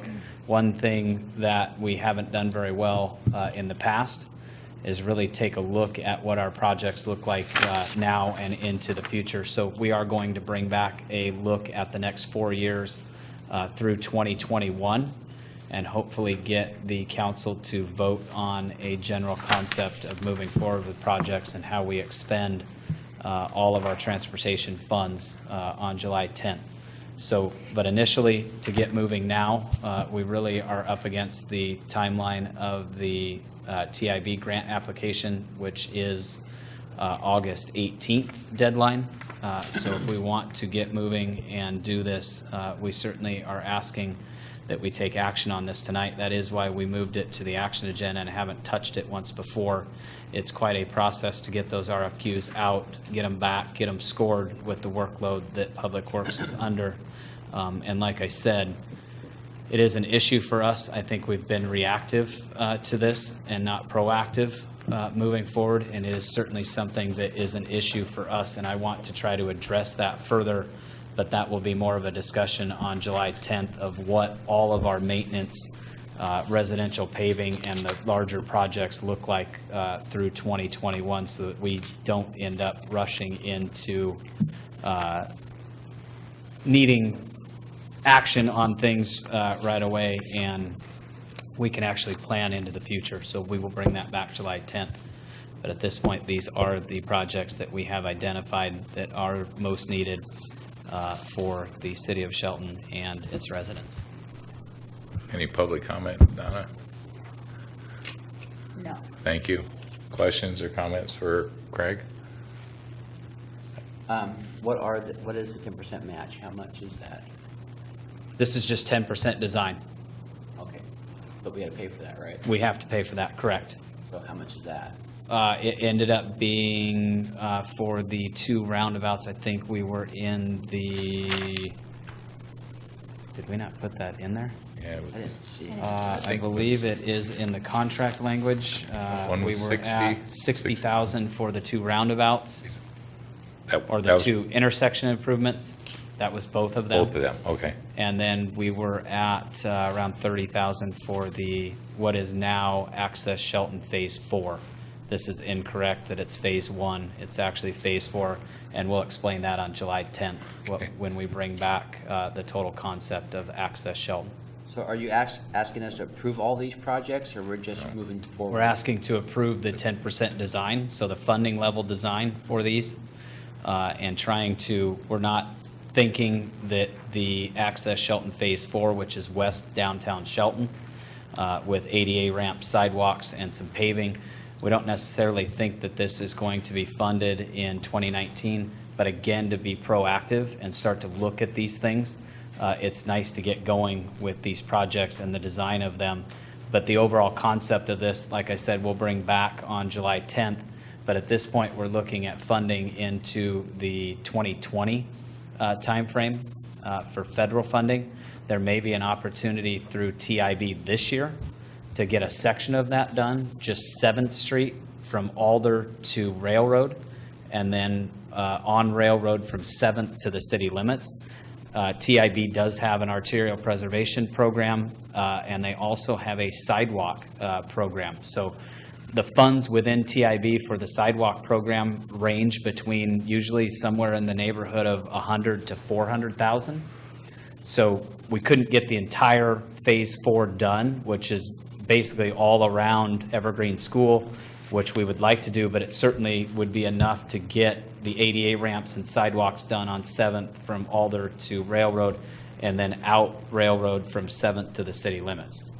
And also putting in for an arterial preservation grant from them for the paving of that same section, which also gives us connectivity to what will be most likely a completed downtown connector project at the time. So we have time to get the public involved in this. That's what I really wanted to know. Yes, and bringing it back on July 10th, I knew that we were not going to have enough time to discuss this tonight in a comprehensive look at what all of these projects look like and the time frame of grant applications and really what we're looking at. Because like I said, there are federal grants, there are direct appropriations that we're looking at. So we will bring that back. It is completed, so we can get that to you. I just didn't want to take the time to discuss that tonight, but we certainly can take a look at that between now and 2020, end of 2021 timeframe for funding grants, what those projects look like. So Craig, the recommended action tonight then is to continue this to the 10th? No, we need to get the 10% design So approve that approved, tonight. yes, And and then then you we'll come have back the with the overall continued concept. discussion. Correct. And that comes out of the TBD money. That is correct. Well, So we have- there are three different funding sources. Right. Mr. Mayor, do you want to amend before we go any further with this? Or are you Might as good? well. Okay. Can we have a motion to extend our meeting? I'm going to say 30 minutes. I move to extend our meeting an additional 30 minutes. All in favor? Aye. Oppose? In theory, maybe? Okay, motion passes. Thank you, Deidre. Craig, could you speak just very briefly about how the 10% design element, how that plays into the overall construction of the project and why it's important that this is acted on this evening for people who are not familiar with the entire process? So like I had mentioned, one of our biggest grant funders is Transportation Improvement Board. Their grant cycle, it ends in, their grant application is due in, I think it's August 18th of this year, and then award in November. So to even apply, you have to have 10% design done and you have to have an engineer's estimate. So those components are non-negotiable. You can't put in for a grant unless you have that completed. So within this also, these projects, we've had some experts from WashDOT come in and take a look at the two intersections that we're proposing improvements for.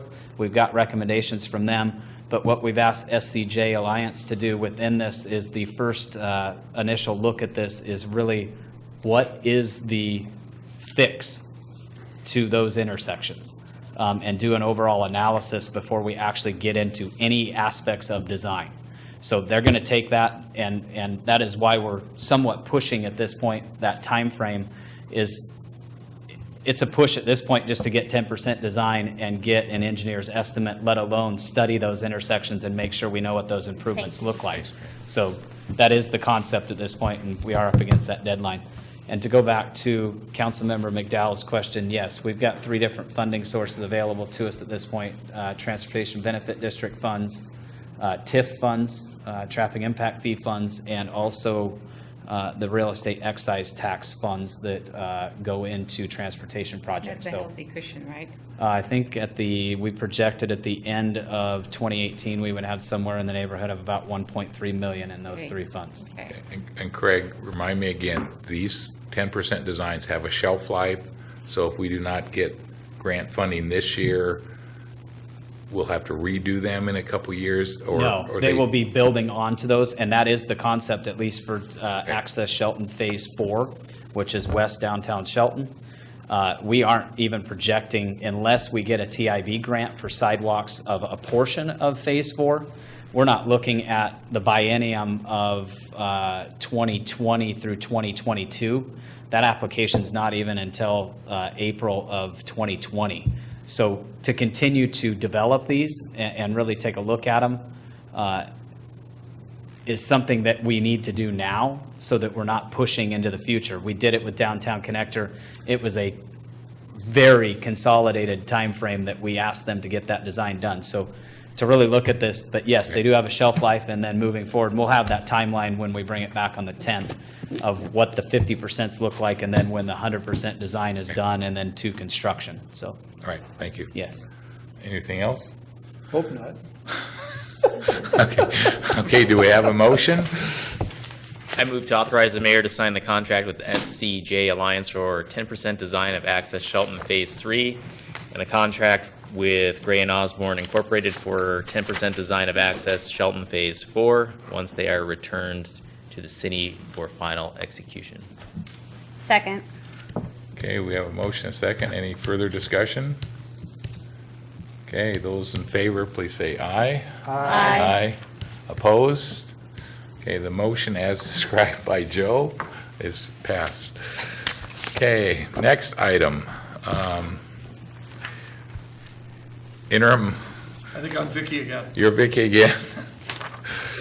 This is a discussion we've been working on for about a month on how to hold down the administrative services costs between the manager's office, the attorney's office, the clerk's office, and the finance and administration department, which would include finance, human resources, and IT. The concept here is to get these three key positions opened, to coordinate it with the timing of the city manager, the new manager recruitment, so that we could be doing interviews on these positions in August at a point when we know who the new manager is. They could be involved in that actual hiring of those decisions, so that the city clerk position, which would be kind of a combination city clerk, legal assistant professional, the human resources manager, because Vicky's been filling that role, and she's going to retire September 4th. And then the director of finance and administration, which is kind of the role that I've been playing, and using the finance director's pay range, using the city clerk pay range, and a mid-manager pay range for the HR manager, not a director level. What we're looking at is this finance and administration reorg, copy of how the structure fits with the city is in your packet. And Big Joe, the question you asked earlier was, is this an add, the same or less? It's proposed, we know it's going to be net zero with an existing, a reconfiguration of existing positions. I think there's still going to be, when we look at it, I think it'll be about 20 or 30,000 less in savings, but we need to really pencil that out. Depend on who the candidates are, what they're hired in at. Yeah. Okay, anyone signed up for public comment, Don? No. Okay. Okay. Council members, discussion, comments? The recruitment will be handled internally for this. We will not be Doing going this out to a in-house. consultant. Yes, sir. And again, just reinforce, this is getting the ball rolling. The new city manager will have complete say on whether we move forward to this or do something different. Well, that's the next item I'll talk about, is where we are in that, but that's moving along really well. The intent would be, we'll know who the new manager is on July 31st. I will be communicating to them ahead of time, hoping that maybe that first or second week of August, we could get them here. I will be reporting to you in a little bit. They're all from out of state, so we will be looking to try to get them here for a couple days to engage with us on the budget. Also, maybe at the same time, we can schedule something with our economic development consultants with their August report, and then the hiring of these three positions. So we definitely will want to get the new manager totally engaged in that. Okay. So it legally will be Vicky's decision, because she still has the authority, but it will be functionally their choice. Okay, thanks, Bob. Any other discussion? Yeah, Mr. Chair, I would just like to say that, is that okay? I mean, I'm still confused on today, on Mr. Chair or how it works, but as long as we get it, how it works. I had a lot of conversations with our manager, Vicky Look, about this, And I feel very comfortable that she has thought about this a whole lot, and she is trying to set this city up for success. And I really believe this is the best way to go with these positions being filled like we've got it. So you have my support in this decision that I think this is the right way to go. Is that a motion? No. Any? I'll make it. Okay. Councilmember Nisco, you want to make a motion? Right here, that the city council authorizes the city manager to begin recruitments for the following budgeted and reconfigured key management professional positions: city clerk, legal professional assistant, using the existing city clerk pay range from $46.52 to $60.47. Human resource manager, using the mid-range, I'm sorry, I lost my place. Not the director level pay range, $56.55 to $73.51. An assistant city manager and finance administration director, using the current finance director pay range from $79.56 to $10.343. Do we have a second? I second that. Any other further discussion? Okay, the motion before us is to authorize the city manager to begin recruitment on the positions as described by Councilman Anisco. All those in favor, aye? Aye. Oppose? Motion carries. Last item, Mr. Mayor, if you're ready. I think we're ready. Yes, sir. I did speak with Bob Slavin, our recruiter, this morning. The recruitment's applications closed this Monday. We had 23 applications. I figured we'd get between 20 and 30, so that was about right. But more importantly, Bob felt very comfortable that there were 7 strong candidates that he's now backgrounding in detail and vetting. He will be here in exec session with you on July 10th. And I'm thinking, given that agenda and stuff, we'll talk about it with agenda. You may want to start that meeting at 5 if you guys can make it. I'm looking at Joe because sometimes that's harder. But you may want to start that one at 5. Given the exec session, there's a couple other things in exec you're going to need to talk about as well. But anyway, Bob Slavin will be here on that. The idea is that you will essentially come out of that process with the 5 that you want him to invite for the interviews on July 30th and 31st. Do you want to sure, go ahead and agree to 5? You okay with that, Joe? You want to check?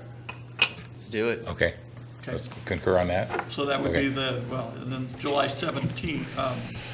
July 10 would be an exec session at 5. At 5, okay. Rock and roll. Okay, we're complete with our meeting, so next meeting will be Tuesday, July 10th, due to postponing the July 3rd meeting to the 4th. We're adjourned. Happy 4th of July. The exec Get session burned. that night will be